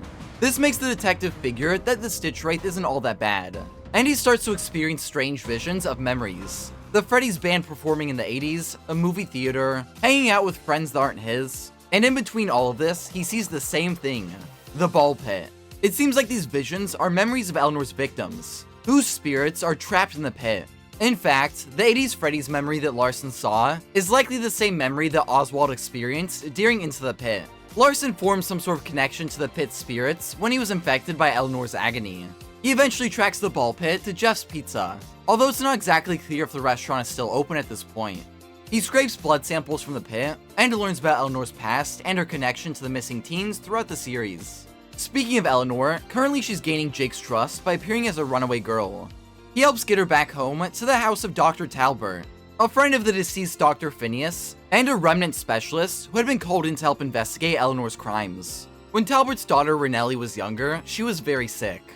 So he made her a heart pendant necklace using remnant so he can never lose her entirely. It's very likely that this is the same heart pendant that Eleanor gave Sarah. Detective Larson also noticed Eleanor wearing it in crime scene photos, and she wears it in the present. We learned from Eleanor that 2 years prior to the present events, Renelli's mother died. Talbert couldn't deal with this, and he focused on his work. He sent Renelli off to a school for troubled kids, but when she got out, she stole his money, and he retaliated by kicking her out. It can be assumed that when Renelli was homeless, she lost the heart pendant necklace, and it was discovered by Eleanor. It seems like the remnant contained in this pendant gives her the power to carry out all of her crimes throughout the series and feed on the human suffering she creates. Speaking of which, she morphs into Talbert's daughter to trick him into giving her remnant, which makes her much more dangerous and powerful. Larson shows up at Talbert's house too, but using her remnant powers, Eleanor knocks him out and traps him in a dream, playing her greatest murder hits. However, Larson manages to repeatedly fight and defeat Eleanor in this weird dream realm. He then returns to the pit in this world and enters a new memory at a different time, where he once again fights the clown monster. The repeated defeats weaken Eleanor, allowing Jake to access her memories and stuff her in a moment of seething anger and anguish. He then integrates her remains into the Stitchwraith's body, trapping her as a passenger and endoskeleton. 2 weeks later, with what little power remains in Fetch's battery pack, he takes their body to the ball pit to lay her to rest. After their body sinks into the pit, Jake's spirit helps give all the victims trapped within their happiest day. For example, in a recreation of the night Millie died, he leads her spirit to her family, giving her the Christmas that Funtime Freddy robbed her of. Also, considering Millie's spirit is trapped in the pit, it's likely that Eleanor was responsible for the events surrounding her death and Count the Ways. But if the theory that the ball pit also contains Fritz's memories is correct, then maybe the spirits and memories in the pit aren't just Eleanor's victims. But speculation aside, all of the balls in the pit light up with their own happy scene, finally putting all these victims to rest. Following this, we get a final segment with Larson once again at Dr. Talbert's house, now asking what remnant is. After Talbert explains the supernatural conducting metal, he gives Larson the heart pendant necklace. Larson asks what exactly the pendant is haunted by, but he receives no response. As he exits the house, he hears the pendant softly singing, yet another loose end in this series. Personally, I think the pendant might be haunted by the remnant of Dr. Talbert's late wife, but that's just a theory. Speaking of theories, these final few epilogues have a lot of interesting implications for Into the Pit. If you haven't picked up on it yet, it's strongly implied that Oswald is actually dead. As we already discussed, Oswald uses the ball pit to travel between the allegedly real world and the 1985 Freddy's, which is suspiciously similar to what Larson did when he was intertwined with the ball pit's memories. He would enter the pit and exit in a different place and point in time, which seems to be a memory of Eleanor's victims. This is almost exactly how Oswald used the pit to travel between worlds, possibly suggesting that he was actually trapped in the pit all along. Also, the game's 3-star ending parallels Jake giving Millie her happiest day in the books. Both endings involve the kids being reunited with their family and enjoying time with them. So maybe the entirety of Into the Pit isn't actually what it seems. Maybe Oswald was killed by Eleanor before the events of the story, and his spirit was trapped in the pit. Then while reliving his memories, he finds the ball pit, and similar to Larson, he uses it to travel to different memories in the pit. In my opinion, this explains a lot of the weird stuff going on in that game. Like why Oswald is shown drawing animatronics at the start, before he even knew they existed, and how him and the yellow rabbit can seamlessly travel between worlds. They're just jumping between memories in the pit. None of this is actually in the real world, explaining why it's all so bizarre. The memories of the real world are likely Oswald's own memories from before he died, similar to how Millie relived her memories in the pit. Then, as we discussed earlier, the Freddy's memory is likely from Fritz. Oswald being a ghost in the ball pit may also explain why the Stitchwraith appears in this game. It's Jake and Oswald's memories setting up the 3-star ending, similar to how he gave Millie her happiest day. Speaking of endings, if you leave Freddy's, the game ends with Oswald wandering in the past, and if you try to do this again later, he mentions that ending. While this could just be a fun Easter egg, it might further imply that Oswald's soul is trapped in limbo within the pit. Again, I think this helps make sense of the game's outlandish story, and nicely ties with how Larson jumped between the ball pit's memories. So maybe the Into the Pit game, or at least the 3-star ending, actually takes place at the end of the Frights books, when Jake gives the pit's victims their happiest day. Speaking of the games, let's get back to them. Starting with the virtual reality experience, Help Wanted. After the years of tragedies surrounding Fazbear Entertainment, they're in a desperate need of a rebrand. Their first attempt involves hiring an indie game developer to make games based on the real events of the series. Those indie games were designed to conceal and make light of what happened. This isn't just an attempt to rebrand. It's an elaborate cover-up, a campaign to discredit everything. However, this just ends up tarnishing the brand further. So they claim that the developer is a rogue lunatic, and they hire a game studio to develop a virtual reality game. That being the Freddy Fazbear Virtual Experience. This was made to poke fun at the indie games and the stories surrounding the brand. In order to speed up the development, Fazbear Entertainment sends the game studio junk like vintage circuit boards, telling them to scan it into the game to quickly program the animatronics pathfinding and personalities. However, after scanning these in, a malicious code known as Glitchtrap manifests in the game. There's been a lot of debate surrounding his identity. Most people think he's either Afton due to his yellow rabbit appearance, or the Mimic's M2 program manifesting in VR. I strongly believe he's the Mimic, since the endoskeleton has a lot of connections to Glitchtrap that we'll discuss as they appear. First is his looks. While Afton wore a yellow rabbit Springlocked suit, Glitchtrap appears as a mascot costume, similar to the ones from Murray's Costume Manor. Regardless of his identity, this rabbit anomaly is noticed by a beta tester named Jeremy, which is our third Jeremy of the series. We have the dead Jeremy, the one that got his frontal lobe nommed off, and now we have beta tester Jeremy. He tries to tell the development team that something is wrong, even complaining about night terrors to his boss Dale. But he isn't given much sympathy. They start to build up a case to fire him, but before that can happen, it's implied that he injured himself with a paper guillotine, possibly cutting off his face. There was something that looked like a Halloween mask laying on the floor. Ink must have spilled. It was only then that I heard a shuffle from the testing room and realized Jeremy must be there. I couldn't see his face. He had the visor covering his head. He had ink spilled on himself as well. Whatever happened here resulted in a lawsuit, and the development team prepared to pass the game off to another studio. A woman known only as Tape Girl takes over beta testing, and is given 3 days to finish up Jeremy's work. During this time, she starts recording warnings for the next game studio, documenting the game's troubled development and Glitchtrap. When playing through a recreation of the original Five Nights at Freddy's, she sees Glitchtrap for the first time. There was a character I couldn't make out who it was, standing at the end of the hall. But then it was looking in the window, and not like Chica or Bonnie would. It was like it was actually looking in the window, seeing what I was doing. On her last day of beta testing, Glitchtrap is mysteriously absent, and after further inspection, she discovers that he attached himself to her recordings. Unfortunately, she stored them in a protected part of the game, so she's unable to delete them. But to stop Glitchtrap, she fragments the tapes, breaking him up along with them. Afterwards, the game is passed on to the next studio, where a new beta tester named Vanessa takes over. As Vanessa tests the game, she finds Tape Girl's logs, and begins to collect them, unknowingly resembling Glitchtrap.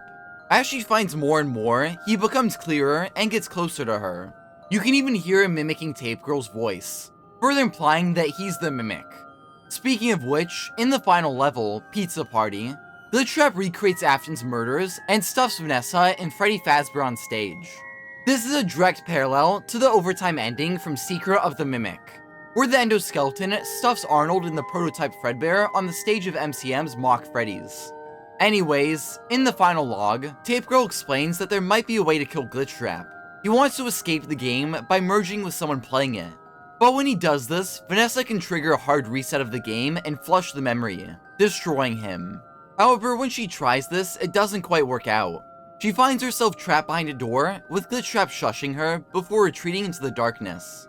It seems like he managed to partially merge with her, not fully taking her over, but still managing to get in her mind, turning her into a reluctant follower of him. Back in the lobby, Glitchtrap now appears as a plushie. Following Vanessa's Glitchtrap infection, she returns to the Freddy Fazbear virtual experience, which now is a bonus Curse of Dreadbear DLC. This adds new Halloween levels, which are good fun. But more interestingly, the main location of this DLC is Fall Fest. If you remember back in Secret of the Mimic, Fiona Murray died at a fire in one of these events.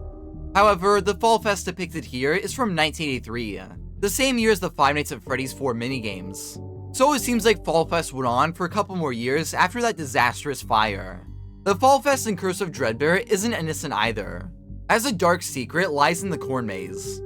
When Vanessa collects all the exit keys, a purple glitchy key will spawn, and when she obtains that, she's able to access the cellar in the center of the maze.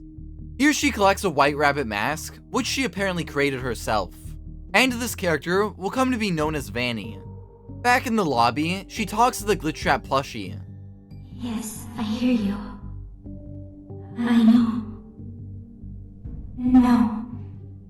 There's no miscommunication. I understand. Yes, I have it. I made it myself. I think you would like it. No one suspects anything. Don't worry. I'll be ready. And I won't let you down. It will be fun. Now it's time for what is undoubtedly the best FNAF game, the AR spin-off, Special Delivery. After the events of Help Wanted and its Curse of Dreadbear DLC, Vanessa now works at Fazbear Entertainment. Another person employed there is Lewis, who in Special Delivery works in IT, but later in Security Breach, Vanessa says he's in marketing. So not quite sure if that's an inconsistency or if he just changed career paths. Anyways, Vanessa's internet searches set off a lot of red flags in the IT department. Some of the most interesting searches are how to induce compliance in human subjects, how to induce self-compliance, and help. These are clearly Glitchtrap attempting to make Vanessa less reluctant. It is worth noting how strange these sound. Glitchtrap asking how to induce compliance in human subjects makes it seem like he might not have ever been a human. Adding on to that, Glitchtrap's research also implies that he isn't Afton, since William Afton is a master manipulator and wouldn't need to search up stuff like this. Vanessa also orders 3 lifelike human male rubber masks, which will be important later on. Some other notable things we learn are her discussing IT with Lewis, and later when he goes to see her, he finds her with her face close to her computer monitor, and there are voices coming from the computer. Again, this likely being Glitchtrap. Meanwhile, Fazbear Entertainment has a new business venture, the Fazbear Funtime Service. This service delivers animatronics right to your doorstep to provide entertainment and companionship. Similar to Help Wanted, they provide their contractors with vintage hardware. This time around, they send them full animatronics. Their contractors use power tools to remove the animatronics casing and extract vintage circuit boards. Then the next day, Fazbear Entertainment sends out a memo to all their contractors, telling them to halt work on all contracts, especially concerning any vintage hardware. It seems like after the issues the circuit boards in Help Wanted caused, namely unleashing Glitchtrap, Fazbear Entertainment wants to avoid that mistake again. Unfortunately, their email comes in too late. The last circuit board that the Fazbear Funtime Service contractors scanned unleashed a virus into their systems. Considering that this is the same way that Glitchtrap found his way into the Freddy Fazbear virtual experience, it seems like these animatronic circuit boards also contain some of his code, and now he's spread through the Fazbear Funtime Service. We sadly never learn what animatronics these circuit boards came from. All we know is that there were multiple of them, and the last circuit board unleashed Glitchtrap. Anyways, this leads into the main gameplay of Special Delivery, where the service's animatronics begin hunting down the people renting them, likely due to Glitchtrap's malicious influence. The featured characters in the evil delivery service are Freddy, Bonnie, Chica, Foxy, Golden Freddy, Endo01, all of the toy animatronics, Plushtrap, Jacko, Bonnie, and Chica, Circus Baby, Funtime Freddy, Ballora, and a bunch of wacky skins or character variants. The Fazbear Funtime service also features recreations of Springtrap, which somehow ended up in their deployment rotation by accident. It's likely that Glitchtrap and Vanessa are responsible for this. The lifelike human male rubber masks might have been ordered by Vanessa to make these Springtrap clones' corpses.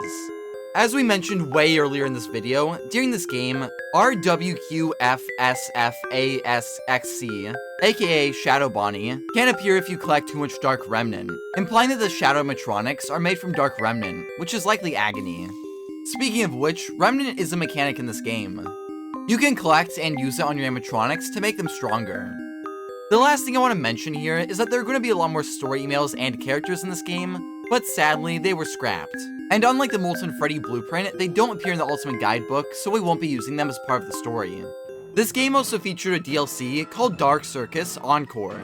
This level allows players to explore the Fazbear Circus, finding clues, solving puzzles, and fighting animatronics. The three threats here are Ringmaster Foxy, Ballora, and an exclusive Escape Artist Golden Freddy skin known as Great Escape Golden Freddy. After defeating all three animatronics, you're treated to a montage of them deactivated, before Great Escape Golden Freddy's eyes turn back on. This DLC doesn't really contribute much to the story, besides adding the Fazbear Circus as a location, and maybe serving as Fall Fest foreshadowing. However, it's worth noting that the purple key used to access the circus could be connected to the glitchy purple key from Curse of Dreadbear. Sadly, on March 14th, 2024, Special Delivery was shut down and the game is no longer playable. Although fan-made continuations like Forsaken AR let you play the game with new additions, which is how we got the footage for this video.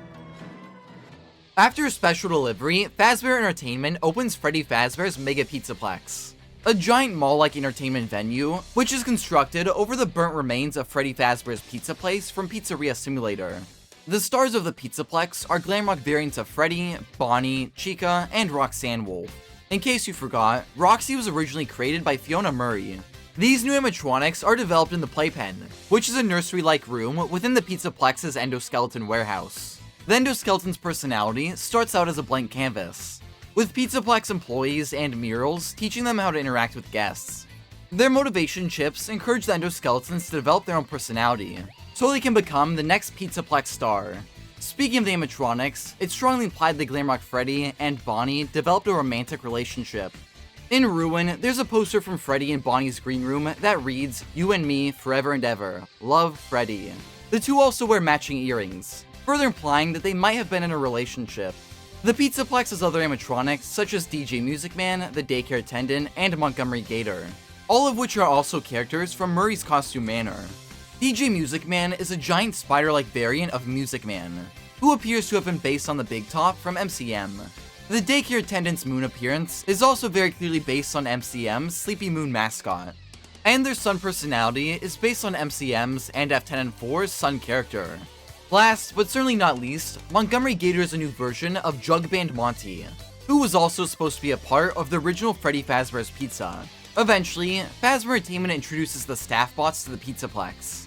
These animatronics replace all the human staff, and they appear to be based on Edwin Murray's Digityper bots. The Pizzaplex's wet floor bots also seem to be based on the Cleanovac. All of these characters are side attractions, but Monty strives to become a star. One night, Glamrock Bonnie wanders into Monty Golf, and it's strongly implied that he's destroyed by Monty. His broken body is covered in slash marks and green paint, and his glasses even seem to have been stolen by Monty. One of Ruin's game designers, Julia Redden, also seems to have confirmed that Monty killed Bonnie. After Bonnie's destruction, Fazbear Entertainment replaces him with Monty, and makes a cover-up story saying that Bonnie left the band and passed his role onto Montgomery. It's also worth noting that this conflict between an angry gator and a rabbit seems to be a parallel to Andrew and Willie Mafton. Unfortunately, the Pizzaplex has bigger issues than just Monty. Vanessa and Glitchtrap want to take over the establishment and use it as their new murder site. At Fazbear Entertainment, Vanessa has encrypted conversations with someone, likely Glitchtrap or Gregory, who is a young boy seemingly corrupted by Glitchtrap 2, which is implied in Tales from the Pizzaplex by his nickname at school being Dr. Rabbit, and him assisting Glitchtrap's takeover of the Pizzaplex, which we'll discuss more later. It is worth noting that one of Vanessa's encrypted conversations might have been what Lewis overheard in Special Delivery. He said there were multiple voices from Vanessa's computer, those possibly being Glitchtrap and Gregory. Both of Glitchtrap's followers have therapy sessions, with Vanessa's being company mandated, and Gregory being the therapist at school where they work as counselors. Each time one of the therapists gets close to uncovering Glitchtrap's plans, Gregory lures them to the Pizzaplex and he kills them, either by using the animatronics or some sort of machinery, and eventually he ends up with a new therapist, who he'll inevitably end up killing. We also learn from these therapy sessions that as a child, Vanessa's dad named Bill made her follow instructions to make her mother look bad during their custody battle. Her mother lost custody, and it's implied that after losing her daughter, she tragically took her own life. It's revealed that whoever Vanessa is communicating with has hacked her personal files, likely using all those traumatic details about her dad to further manipulate her. Vanessa says she's compartmentalized her feelings relating to her father, and since she hasn't resolved those, it likely allows Glitchtrap to easily manipulate her. She's also been purchasing fur to make a costume, which could be connected to those rubber masks that she ordered in special delivery. When the therapist asks further, she freaks out, saying someone would always be watching, likely referring to Glitchtrap and Gregory keeping an eye on her. During this time, the Pizzaplex is hiring a chief security officer, and they interview Vanessa. There's a recommendation for her that comes from the top of Fazbear, but despite that, the interviewer doesn't think she fits the job. However, their message is marked for deletion, and as shown in Security Breach, she ends up getting the position. The recommendation for Vanessa likely came from Glitchtrap and Gregory hacking Fazbear Entertainment, and they probably deleted the message denying her the job. Sadly, not even a new workplace can turn around Vanessa's luck. After reviewing communications going in and out of the building, the Pizzaplex technicians discover Gregory manipulating someone, likely Vanessa. They also catch him on the security footage talking to something with rabbit ears, possibly Vanessa wearing the costume that she had been working on known as Vanny. Vanny is her own rabbit persona that she created back in Curse of Dreadbear, and is seemingly based on David's white tiger plush from Secret of the Mimic. Back in Help Wanted, when talking about Vanny, Vanessa told Glitchtrap, I made it myself. I think you would like it. This is even more interesting when you notice that the Vanny costume's coloring, paws, and eyes are very similar to David's tiger plush, possibly meaning that she based the costume on the doll to appeal to Glitchtrap, who again is probably the Mimic. Anyways, the Pizzaplex technicians are struggling to fix some serious glitches with animatronics that make them act eerie. According to the current therapist, the glitch went system-wide and is broadcasting a very dangerous message. The technicians trace the glitch back to its origin, and it leads them to Gregory, revealing that he's responsible for the Pizzaplex's glitches. When they're close to fixing the glitch, he turns into a set of subroutines in the animatronic systems, seemingly allowing him to control the bots. While the animatronics continue to behave normally, they've secretly been turned into Glitchtrap's minions. Along with that, the Pizzaplex has wind-up Music Men prototypes on display, but they're stolen. Vanessa claims that there's no sign of a break-in, so it's likely that she took them herself and covered it up. Pizzaplex employees report hearing loud clanging, banging, and scraping noises from the vents. And in Security Breach, we see that the cause of this is the wind-up Music Men. It seems like Gregory or Vanessa made them hostile, and unleashed them into the Pizzaplex vents to assist with their crimes. Glitchtrap also influences the Pizzaplex's endoskeletons by having one of his followers mess with their learning murals, teaching them to avoid taking care of children and instead harm them. Now onto the more messy parts of the Pizzaplex's story. We learn from one of Security Breach's endings that Vanessa used Freddy to clear a path into the pizza place, which now resides in a sinkhole under the Pizzaplex. It's never made clear why she did this, but the same ending sheds some light on the sinkhole, and reveals that there are two characters residing down there. First up is a giant amalgamation of animatronics. While this character is often known as the Blob by fans, the game file suggests that their name is actually the Tangle. Not much is known about this creature. It has parts from Funtime Freddy, Circus Baby, The Puppet, Chica, Bonnie, and Mangle. Judging from the Funtime Freddy head, this could be another form of Molten Freddy / Ennard. Another popular theory is that it's an amalgamation of the Fazbear Funtime service animatronics, haunted by the victims of the delivery service or the remnant infused into them. However, the Pizzaplex's Rockstar Row display cases have missing props, possibly implying that the animatronic parts were instead stolen from there and attached to the Tangle. But these could just be where the wind-up Music Men were displayed. The tales from the Pizzaplex books imply that the Tangle is possessed by the Mimic's victims. As in these books, the Mimic piles up human and endoskeleton limbs, and those piles might have evolved into the Tangle. It's kind of a mess, so hopefully Scott clears it up in the next game. Our next sinkhole inhabitant is Burntrap. He seems to be a new variant of Springtrap, but more burnt and decayed.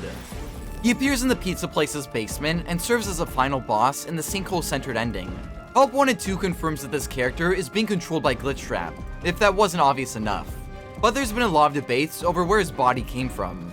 Considering Afton was taken from the Pizza Place fire, I doubt the corpse on Burntrap is him. Although the costume could be from Scraptrap. But again, his Frights storyline could play out differently in the games. The decayed corpse could also be from one of the Pizzaplex workers who investigated the sinkhole. There's a message in Security Breach mentioning that a team was going to the sinkhole, but we never learn what happened to them, though it's reasonable to assume that they were murdered. Most importantly though, it's strongly implied in the tales from the Pizzaplex Epilogues that the Mimic is actually Burntrap. Those epilogues haven't been confirmed as canon, but in them, the Mimic is delivered to the Pizzaplex construction site, appearing burnt and having rabbit ears attached to a shiny new head. And eventually, he ends up trapped in the pizza place. The rabbit ears and burnt appearance are clearly meant to tie the Mimic back to Burntrap. Same with him being trapped in the pizza place, which is also where Burntrap appears. And if you hate using the books for evidence, that's perfectly fine. Secret of the Mimic and Ruin adds some solid evidence as well. Secret of the Mimic's R&D section features the Mimic wearing a rabbit head while hunting us down in an underground Freddy's location. Similar to how in Security Breach, Burntrap is a rabbit animatronic in an underground Freddy's location. It's also worth noting that in all of the R&D Mimic's concept art, he has a rabbit head, meaning that was a very important design decision. Then later in Ruin, we see the Mimic in the pizza place too, directly beneath Burntrap's lair. We'll discuss that more later, but along with that, Burntrap and the Mimic use the same hand model. And they have multiple visual parallels in their cutscenes and animations. The most intriguing thing of all is how Burntrap curls his arm, exactly the same as how the Mimic curls his arm. This not only happens once, but twice, clearly showing that this was an intentional decision. All of this seems to imply that Burntrap is actually the Mimic, all dressed up to resemble William Afton. If this all sounds kinda messy, it is worth noting that, according to Scott Cawthon, this isn't how Burntrap's role or Security Breach as a whole was supposed to go. And I had a specific story for this in mind. Okay, for Security Breach, I really did. I had a very specific story in mind, and it is very different than the one that got in the game. And I think a part of that is the way that I conveyed that to Steel Wool, because what I was trying to do was I was trying to tell Steel Wool to do specific things throughout the game, put specific items in specific places, have specific characters do certain things, meanwhile not telling them what the story plot was. That didn't work out very well because they got all of these pieces and they thought it was their job to connect them in a way that made sense. And so really what you ended up having were the same pieces, but telling completely different stories. When it comes to Burntrap, originally, Burntrap was never supposed to move. He was supposed to just be something you saw in the corners, or like if you were walking past machinery, you might be able to peek in between two things and see him in the corner or propped up against a wall, almost like a some kind of decaying movie prop, and you never fully understood what his purpose was. And he had a very specific purpose, and I'm not going to say what that purpose was, but realistically, he never moved. Well, obviously that's not what we got in Security Breach. In Security Breach, we got a capsule opening and purple smoke flowing out and him climbing out and coming to get you. And so it's just not quite the same things. That helps explain the messy story. Speaking of messy, we still don't know how the Mimic ended up in the sinkhole. In the questionably canon Tales books, after getting trapped inside the pizza place, the Mimic gets spring-locked inside a Corchester suit and is deactivated. If something similar happened in the games, then maybe Vanessa had Freddy clear the path into the pizza place to repair the Mimic and turn him into Burntrap. But hey, who knows for sure. One last thing to note is that the Tangle attacks Burntrap and Gregory in one of the endings, strengthening the theory that he's possessed by Glitchtrap's victims. And it's not like the Tangle mindlessly attacks everyone. He ignores Freddy and flees when Cassie approaches him in Ruin. So him targeting Gregory and Burntrap does strongly imply that he's possessed by Glitchtrap's victims. Hopefully a Secret of the Mimic or Ruin follow-up can explain how exactly the Mimic ended up in the pizza place, and what the Tangle is. Anyways, with Vanessa at the head of the Pizzaplex's security, and Gregory's subroutines controlling the animatronics, Glitchtrap and Vanny claim at least 9 victims at the Pizzaplex, though one of them might just be Gregory since he is classified as missing later on. It's also implied in Ruin that Glitchtrap's victims possess the Pizzaplex's wet floor bots, which is a big downgrade from the past ghosts possessing giant robots. But it's gotta be better than a ball pit. The wet floor bots scream and cry when you're near them in the AR network, which would definitely indicate that they're possessed. If they are haunted, then that'd bring Glitchtrap's victim count up to at least 27. As in Ruin, there are 27 possessed wet floor bots. Another central character to the Pizzaplex is Cassie, a girl whose father works at the establishment as a technician. Sadly, on her birthday, none of her friends show up to her party, but she meets Gregory, and the two become friends. Roxanne Wolf also attends this party, and we learn in Ruin that she's Cassie's favorite Pizzaplex animatronic. In the interactive novel, Escape the Pizzaplex, Gregory uses his control over the Pizzaplex to let him and Cassie sneak around and interact with the bots after hours. I know this book hasn't been confirmed as canon, but it fits fairly well with the Pizzaplex story, so I think it's worth discussing. Gregory has Cassie play games with him and the Pizzaplex animatronics, which get increasingly more disturbing and dangerous. Gregory even goes as far as to tamper with Roxy. At first, he simply has her prank Cassie, but eventually, he programs her to attack his friend. Even worse is that the Pizzaplex's cleaning bot, the Reagent, is hunting down Cassie as part of its task to clean all organic material from the Pizzaplex. Luckily, Cassie frees Roxy from Gregory's control, and with her help, she's able to defeat the Reagent. Cassie escapes the Pizzaplex, and for some reason, she keeps being friends with Gregory, even though he tried to kill her, but I guess she just assumes it's all part of the game. This is a pretty extreme thing for Gregory to put his best friend through. But remember, he's being influenced by Glitchtrap during this time. While we're on the topic of him and his followers, in this book, we learn that Gregory has a device that allows him to control the Pizzaplex animatronics, which could be the same device that Vanny uses to command the staff bots in some of Security Breach's endings. Speaking of that game, it's our next stop on the timeline. Somehow, Gregory has been freed from Glitchtrap's control, and for some reason, doesn't seem to remember much. Due to a malfunction that night, Glamrock Freddy's rebooted in safe mode, which seems to release him from Glitchtrap's influence. When he wakes up, he discovers Gregory in his chest cavity. The two work together to get him out of the Pizzaplex, while the Glamrock animatronics and Vanessa hunt him down. Vanessa occasionally appears, wearing her Vanny costume. Gregory also has to evade the wind-up Music Men and Endoskeletons, who as we previously discussed, have been corrupted by Glitchtrap. On the other hand, DJ Music Man only turns malicious due to his experimental bouncer mode being activated when the West Arcade shuts down. He eventually returns to his chill personality once the arcade is rebooted. But later in Help 1 and 2, we see that he still has some violent tendencies. Eventually, Gregory learns that he can upgrade Freddy by stealing the other Glamrock's parts. And so he shatters Chica, Monty, and Roxy to make Freddy stronger. After all of this destruction, it's finally 6 AM, and the Pizzaplex's doors open. But instead of fleeing, Gregory and Freddy decide to end this by confronting Vanny at her Phaser Blast hideout. However, the two are ambushed by staff bots, who Vanny commands to disassemble Freddy. Gregory escapes, and after fleeing the Rabbit Lady and the other bots, he reaches her hideout. Here he discovers Princess Quest 3. The Princess Quest series of arcades seem to contain fragments of Glitchtrap's code, which are destroyed upon completing each arcade. To play the third one, you need to complete parts 1 and 2 prior to confronting Vanny, which luckily, Gregory's already done.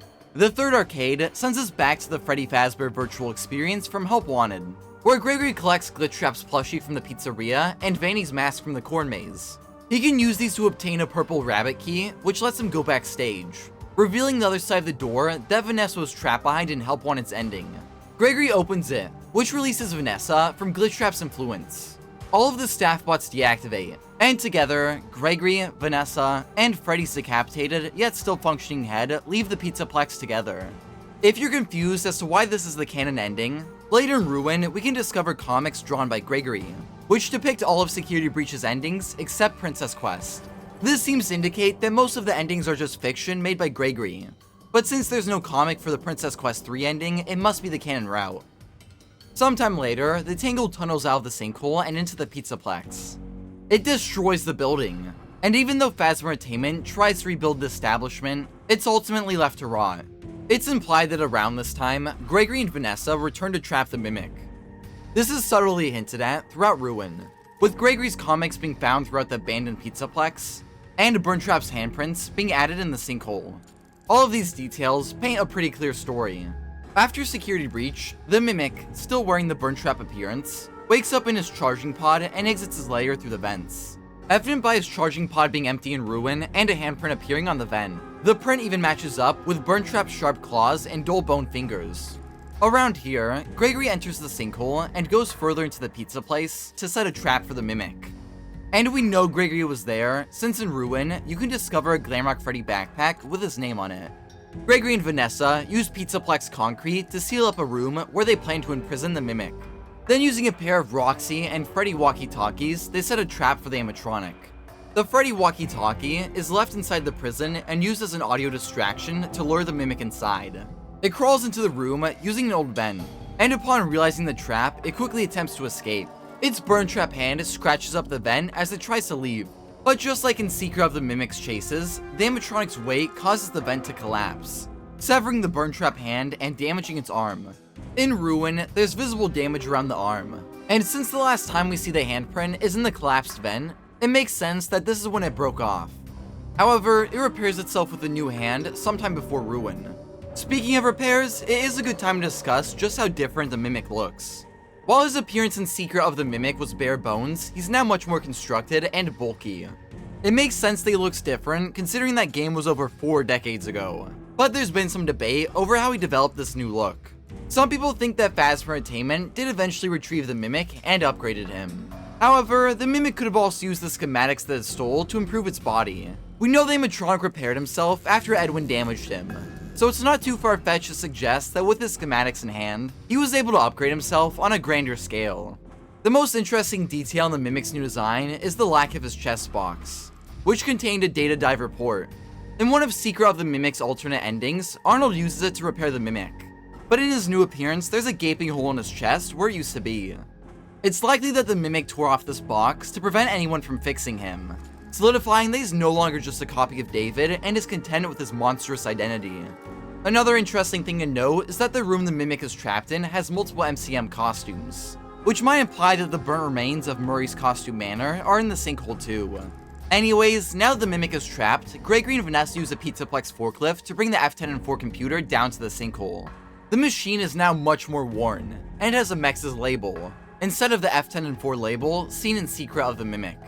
Since Arnold activated the Cradle program in that game's ending, Gregory and Vanessa use it to contain the Mimic. And in case you're confused by what the Cradle program does, F10-4 said that it would provide boundaries, keeping M2 and others safe. And Gregory explains it too. The Nexus security program was designed to keep it hidden. If you're also wondering why the Cradle doesn't just deactivate the Mimic, it's because F10-4 wants to protect M2, since she still views him as her child. Gregory and Vanessa use the Cradle to close the security door over the concrete, keeping the Mimic trapped, and to lock down the Pizzaplex by establishing security nodes in the AR network, which is a digital realm within the Pizzaplex that can be accessed by wearing the security mask. And despite its surreal nature, it still affects reality. The nodes in the network lock down areas that were previously accessible in Security Breach, most notably the Sinkhole, where the Mimic is trapped. The Cradle's security also unleashes the Mex's entity into the AR network.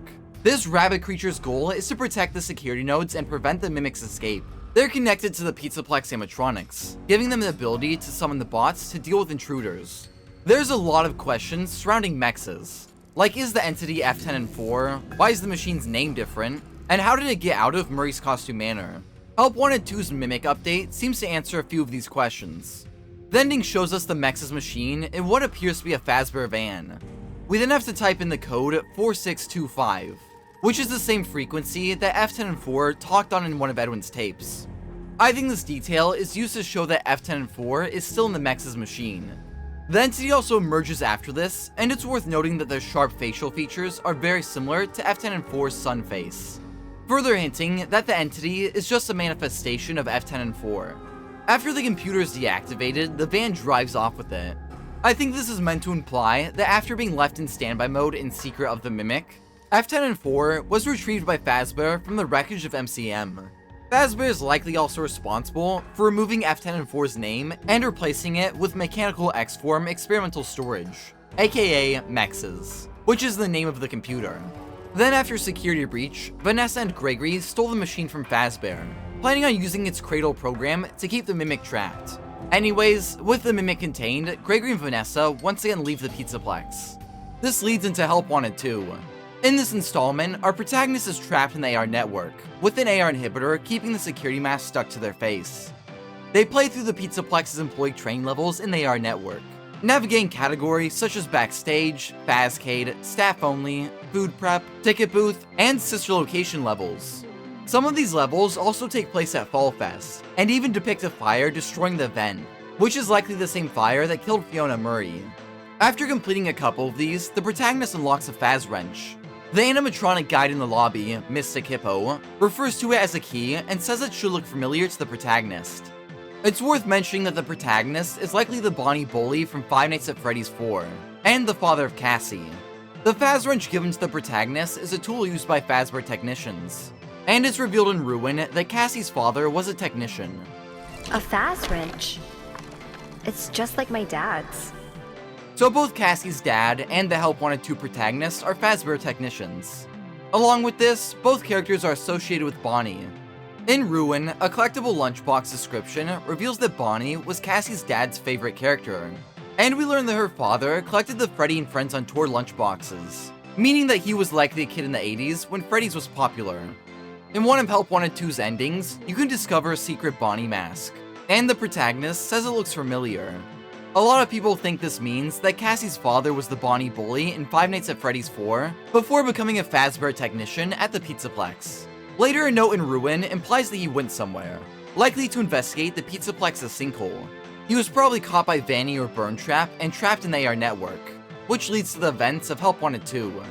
With the Faz Wrench now in hand, the protagonist can use it to open up the pizza place's storage room, where they deactivate the AR inhibitor, trapping them in the network. This allows them to remove the security mask and return to the real world, where they explore the now abandoned Pizzaplex.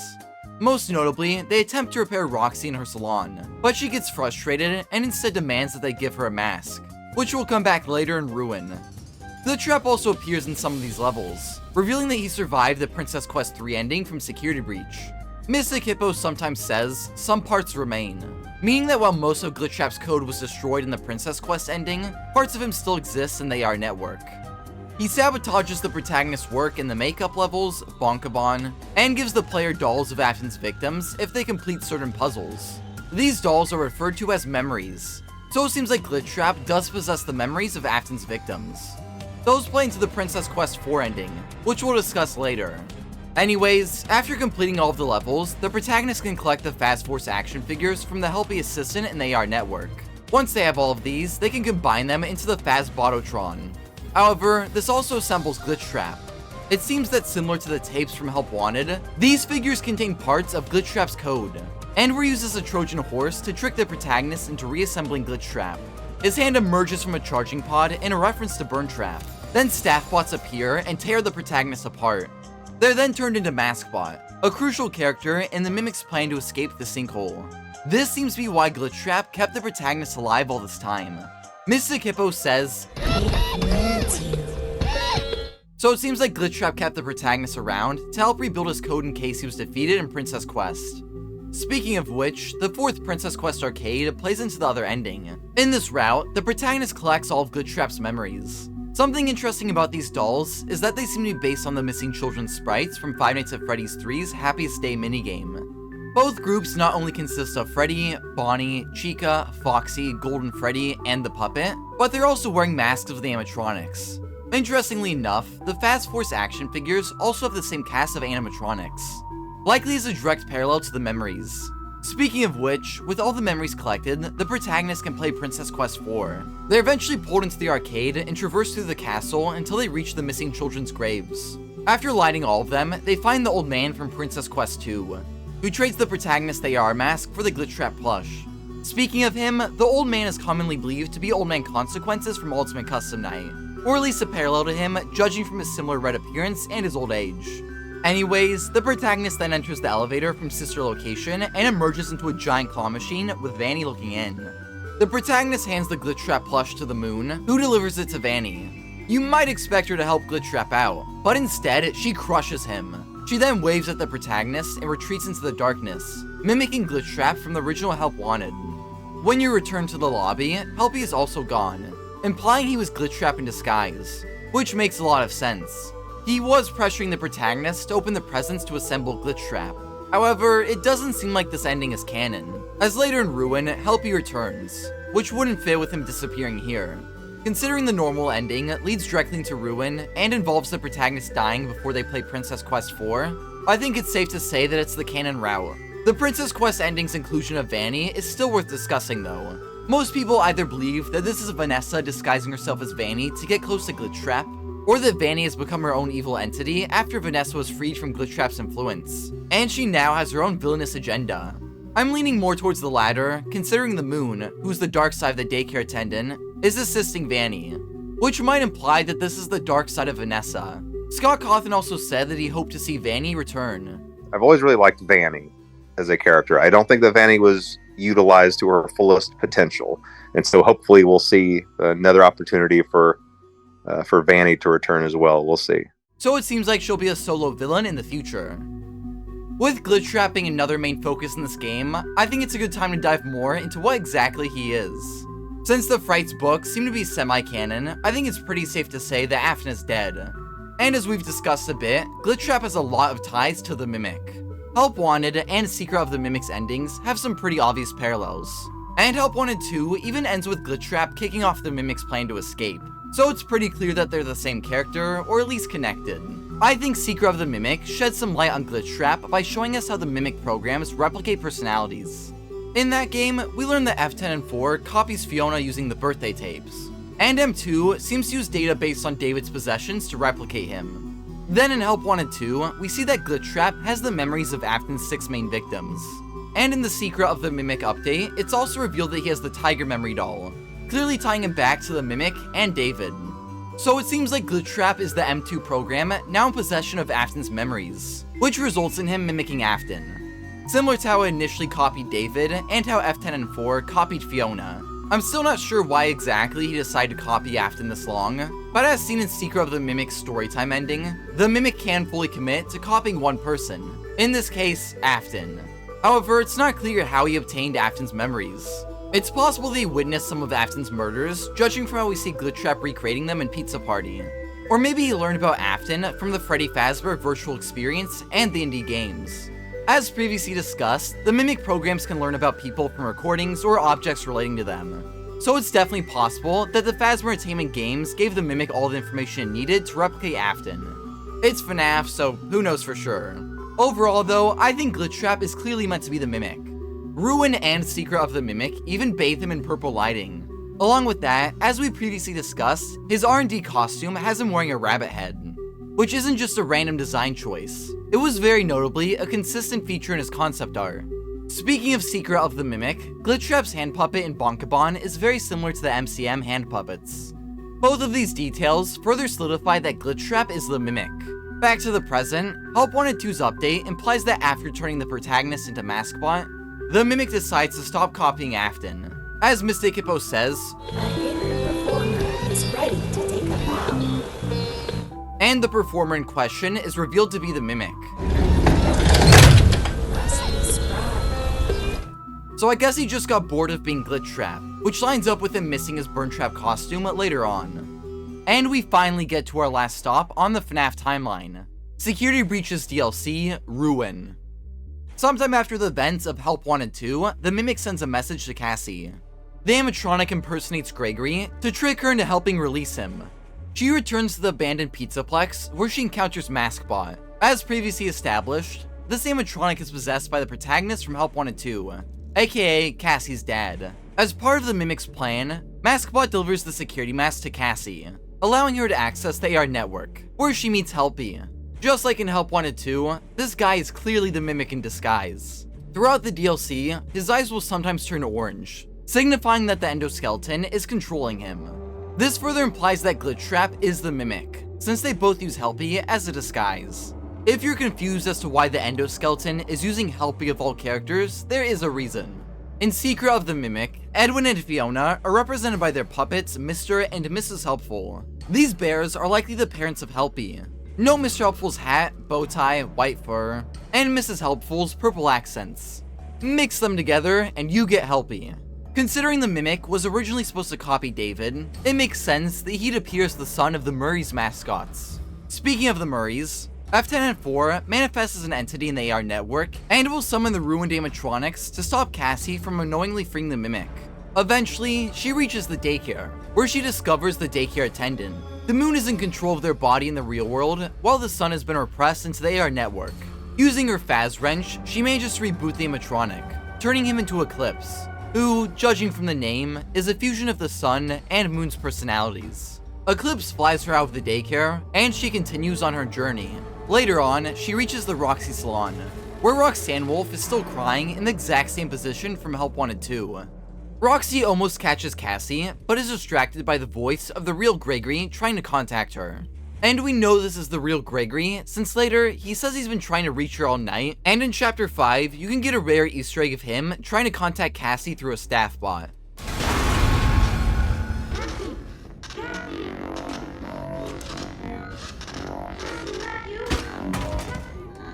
Cassie, is that you? Gregory? Roxy runs after Gregory's voice, and Cassie follows her into the abandoned Foxy log ride. While it was never open due to safety concerns, in Help Wanted 2, there is a full version of the attraction in the AR network.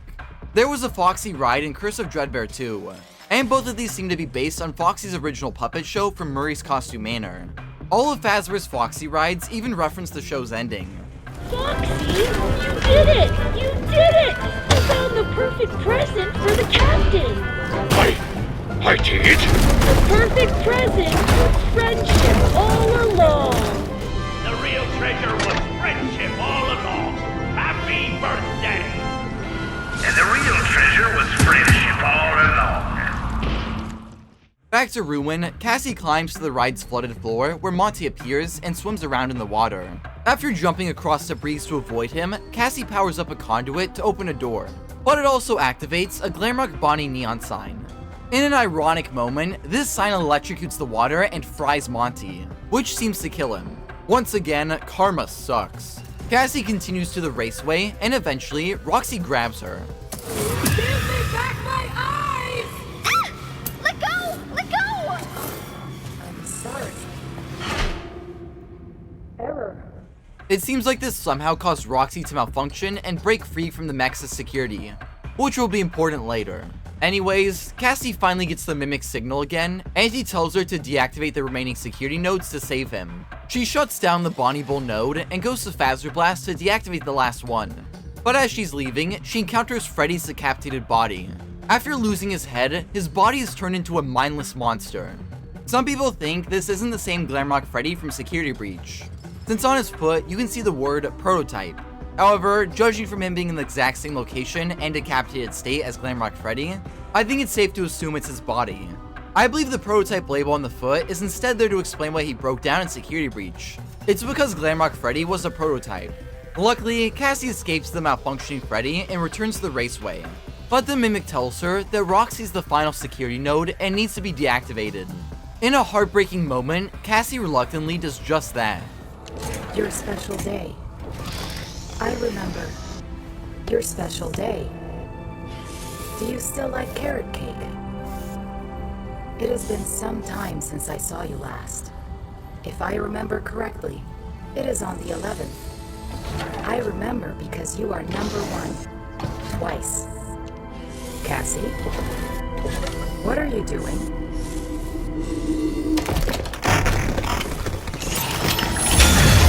Sorry. I love carrot cake. Happy birthday, Cassie. Fox. I'm sorry. I'm so sorry. With Roxy deactivated, the Sinkhole entrance opens and Cassie journeys into the abyss. Eventually, she ends up in the Pizzaplex basement and finds the Mimic's prison. She also discovers the F-10-4/Mex's supercomputer and deactivates it, which shuts down its security program and opens the Mimic's prison. After driving a forklift through the concrete blocking the doorway, Cassie jumps into the room and comes face to face with the Mimic. You're not Gregory. What are you? I'm Gregory.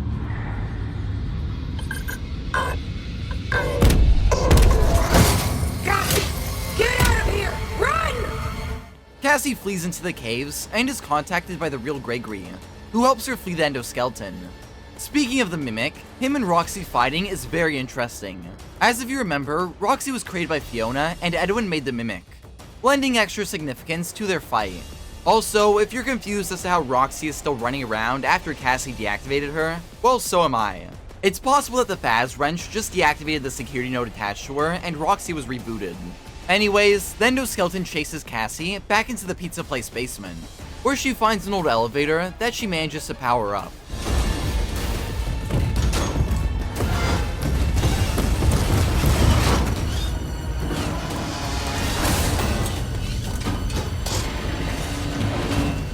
After escaping, Gregory explains to Cassie that the Mimic tricked her into deactivating the mech's security, and now it's free.